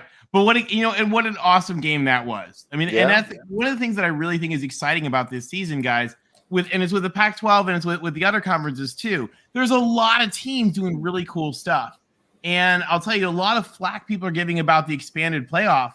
I mean, you guys see we're so like recency bias. We're like, oh my God, nobody can beat Alabama or Georgia. But at the same time, guys, history of college football shows number 1, number 2, number 3, they can lose games. And they're going to. And when this playoff comes in and these teams start playing each other, you're going to be amazed. The preordained, sprinkle the pixie dust on number 1 is not going to hold water all the time. And we're already starting to see some of that edging, and I think it's pretty great. I just want to say I still think 8's a better number than 12. That's still where I stand, though. I think 32 is a better number than 8. Well, okay. However you want to set up that season with a 32-team playoff, you go ahead. Actually, what I would love to see, Dave, this is my opinion. I've talked about this in some other shows, but what I would love to see, actually, which the SEC people, like, their little heads explode when you say this, but I think that the conferences should actually filter up. So, like, for example, the Big Ten championship should probably be like a semifinal game. Or the SEC championship should be a semifinal game. Like, I think once you get out of there, none of this nonsense of like, oh, we don't have to beat her. You win the conference as part of the funneling up in the bracket. Would I think be something just incredibly exciting and good for the sport. And if Auburn in its every weird year that it's there doesn't get an extra berth, too damn bad. Right. You got to win your conference. Well, see, that's why I went with 8 to begin with, because it covered all the major conferences. You could get a non-Power 5, and then you still get 2 at-larges. So you have your cake and you eat it too. So it's not like that's, But, again, it comes back to the dollar. We talked about that on the round table once they expanded it. But, I guess we're at where we're at. And the TV contracts are what they are. And Clint, I like your idea of conference championship and runner-up gets in, except I think that should be the conference championship. So, yeah, they're both in, but that game is that first week. Or that second, Greg Sankey or whoever would be the commissioner around the time that would be a real possibility is never going to allow that. Well, they don't like, again, there are some models that they've shown where what the secret is you have to put it so that the SEC championship is basically the semifinal or something like that. And there are ways to do it if you want to. But, right now we're sort of leaning towards a world where we want to just like cram them all in. But I think some of that will adjust. We're in a cycle, and we're in a cycle where the SEC has been at a bit of a peak. We're seeing that peak is not necessarily going to continue forever, and I think it's not. Well, I mean, they have a lot of. I mean, they have the dollars, they have the recruiting base, so those are two huge things. Now, I do think that with the reformation. And by the way, Shule Sooner, just and David, just one second. Go ahead. Shule Sooner's comment. Shule Sooner is one of our awesome folks who's always with us. There are ways to structure it where you're not necessarily knocking those teams out before it starts against other. The way there are ways you filter it in, and then they play each other. The champions play each other. And what you do is you probably have the SEC champion be like on par with better than like the Big 12 and the ACC combined. Again, there's different models and different ways they have of structuring it that I've seen. But there are ways to make it work like that. But you would have to accept the idea that like you don't have 7 SEC teams. And I think that as we get things more cyclical, that idea might be more palatable. But yeah, it is a little rough, and it's a little rough like in this year, but we always keep that recency bias. So I'm hoping we can get out of that a little bit. Sorry, David, I didn't mean to interrupt. No, I was just going to say, SEC obviously with their, kind of the talent base, the region that they're in, dollars they invest. I mean, there's a reason they're at where they're at. I mean, once you look at it, that's why I'm so excited as an Ohio State fan, I guess, even though I am a traditionalist, to have a California presence as part of the Big Ten now. So I think that could be really, really big for the conference. And I'm actually, the more and more I think about it, I guess I am looking forward to it, even though, I am, as I get older, a college football traditionalist, like a lot of other people, I know some people are. Now, the only other thing I was going to mention about that 18 playoff and why it shouldn't upset the SEC is there's a good chance they would still get 2 teams in because they'd get the champion and they'd get an at-large bid. One of the 2 at-large teams. So, well, the way the rankings go and have gone, I think it's nearly impossible that 3 don't make it in an 18 model. Yeah. There you go. And that's why they want a 12-team model, because if you think about it, they're going to have 16 teams in the SEC with Texas and Oklahoma. Same thing with the Big Ten. So I'm speaking about both the SEC and the Big Ten. If you take a look at the 6 highest-rated conference champions, that's 6 of the teams. You look at the next 6. You might have a Notre Dame in there. You very well could have 2 Big Ten teams and 3 SEC teams, right? At the large. So you're looking at possibly 4, 5 SEC teams, and they will do everything to control the narrative to get those teams in there. Real quick, because he's got to take off. Shule Sooner, thank you very much. Thank you for the super chat. I know the channel really appreciates it. It makes a big difference. Thank you so much, and thank you for being with us. You got to call in sometime. We want to hear from you. Well, yeah, and so back to the playoff thing. So in 2019, SEC had 4 would add 4 teams in the 12-team playoff. But if you go back to 2018, you get the Big Ten with 4 teams and the SEC with 3. It's going to bounce around 3-4, 3-4. But I also think that the ACC and the Pac-12, I think with everything going on in football, it's the talent's going to spread out. It's not going to be packed in as tight as people think it's going to be. At least not initially. Yeah. And college football recruiting has become more regionalized, I guess, over this period of time, too. I would add that. I mean, the restructuring is going to be interesting. You guys, think about your team. You guys, you're not regional at all. I would say it's more national than it's ever been. Yeah, I would say so, too. And you look at schools like Alabama, I think Alabama is pulling from over the past 8-10 years a lot more nationally than they ever have. Yeah, I mean, Alabama has a good recruiting base in the state of Alabama, but Nick goes national. That's true. when Clemson, Alabama, and Ohio State were I think all in the playoff that one year, they all had quarterbacks from California. Yeah. Yeah, I know our last national title team that we had in 14 had a ton of Ohio on it. But since then, we've basically, about 7, maybe 8 guys are recruiting class from in-state, whereas it used to be a lot more shifted the other way. All right, guys, so we get ready to wrap up? Sounds good. It's about that time. A pleasure. All right, David, thank you for joining Thanks us. again, guys. David, thank you. Great Final thoughts. Well, hey, I just hope for another great weekend of college football. I'm glad you guys are doing the channel. And let's just have an ESPN Classic up there in Corvallis. I like it. Hey, good luck to your Buckeyes. We'll be watching. Take care, guys. Hey, thanks again for joining. We really appreciate it. Thank It's great you. to have you. Love to do it again.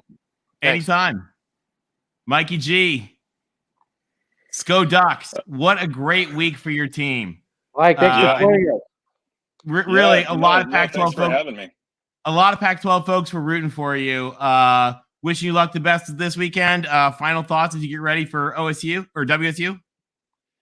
Yeah, no, I like you said, great week for the Pac. It's so refreshing, right? Like we always have this non-conference conversation about like how we need to show up, and we finally did it in a big way. And if only we had been able to pull it out on week 1, I think we'd be looking very, very strong.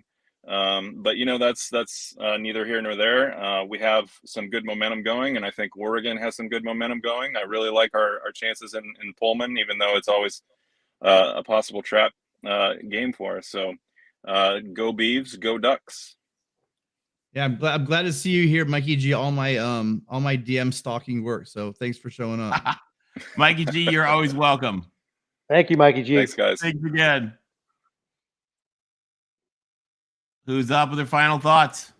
It's just great to be in conference now, so that we don't have to worry about all these other truck stops that I don't care about. We can focus on the best football in the country out here west, and it's going to be a great weekend. I'm really looking forward to it. I'm looking forward to waking up on Sunday with the only Pac-12 teams remaining undefeated being UCLA, Washington, and Oregon State.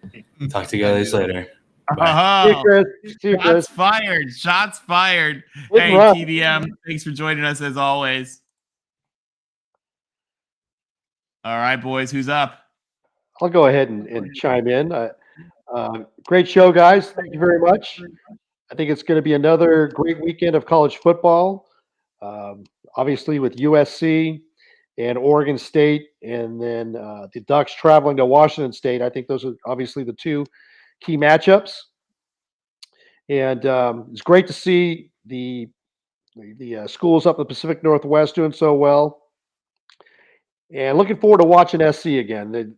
They've got an incredible team, enjoying the defense, fast, physical. Yes, they do give up yards between until they get to the red zone, but very opportunistic. Looking forward to the maturation of the defense to see how they do on the road in a true first big test at Corvallis. The Beaver fans, they're going to be out there supporting their team, like rightly so, and they're going to be loud. And this is understandably on a national level. Everybody's looking at USC because this is their first quote unquote true test. And I think they're going to be ready for it. I think Lincoln Riley and Alex Grinch have got a game plan. I think the culture is strong, and they're going to put on a show. It's going to be a fun one. Thanks, LBC. Good night, guys. Tim, what do you think this week ahead? Early on, I said 8-4 USC, and this was the trip-up game. This was going up to Corvallis, where Trojan dreams go to die, and it has happened before. Last week, I was saying that we're really lucky that we've had. It just seems incrementally the competition gets more and more difficult. And then just today, I saw Alicia from Raina Troy. She put it best. Those of you guys that played video games growing up, it's like those boss levels where like the bosses keep getting more tough and more tough and more tough. And that's really what's been happening for USC. And it's gonna be interesting. I really want to see which USC defense is going to show up. Have we fixed those run fits? Have we fixed the coverage issues? And I think that Washington, again, I'm hoping we hop out to an early lead and hold the Beavers off, because I know it's going to be a old-fashioned dogfight up there. So I'm also really interested in seeing if that, we're talking to Chad, really wondering if that Washington State defense is legit, or is all that speed and all that athleticism on Oregon going to expose them. So we'll know a lot of things about the Pac-12 going on this weekend. We will. Thanks, Tim. Well, I want to thank you guys more than anything. Those folks that have been with us for the last couple hours, thank you guys for taking some of your time and joining us here on the Voice of College Football channel. Thank you to the Pac-12 fans and the alumni and the folks that are from the West Coast who've been watching us. But thank you also to everybody, because one of the really fun, cool things about this show for us is getting to hear from you guys. You know, whether it's Will, who's the big Notre Dame guru, Jeff from Alabama, or David from Ohio State. You know, you guys are a part of the college football community, and we hope that this channel and the show is a great way to help you guys get to remember that there's a little bit of football on the West Coast too. So it'll be kind of fun. So as a Trojan, I will say, fight on, guys. It's going to be a great game. There have been certainly a few down years from USC, and so those of us that are alums and fans and supporters, it's been kind of rough for those games not to matter, and this game matters. So whoever comes out ahead, I have always had a great respect for Oregon State. It's a beautiful campus and a fun school and really great people, and certainly a place where Trojan dreams go to die. But I think this coming night, our Trojan dreams are going to survive. Thank you guys once again for joining us. Fight on, and we'll see you soon.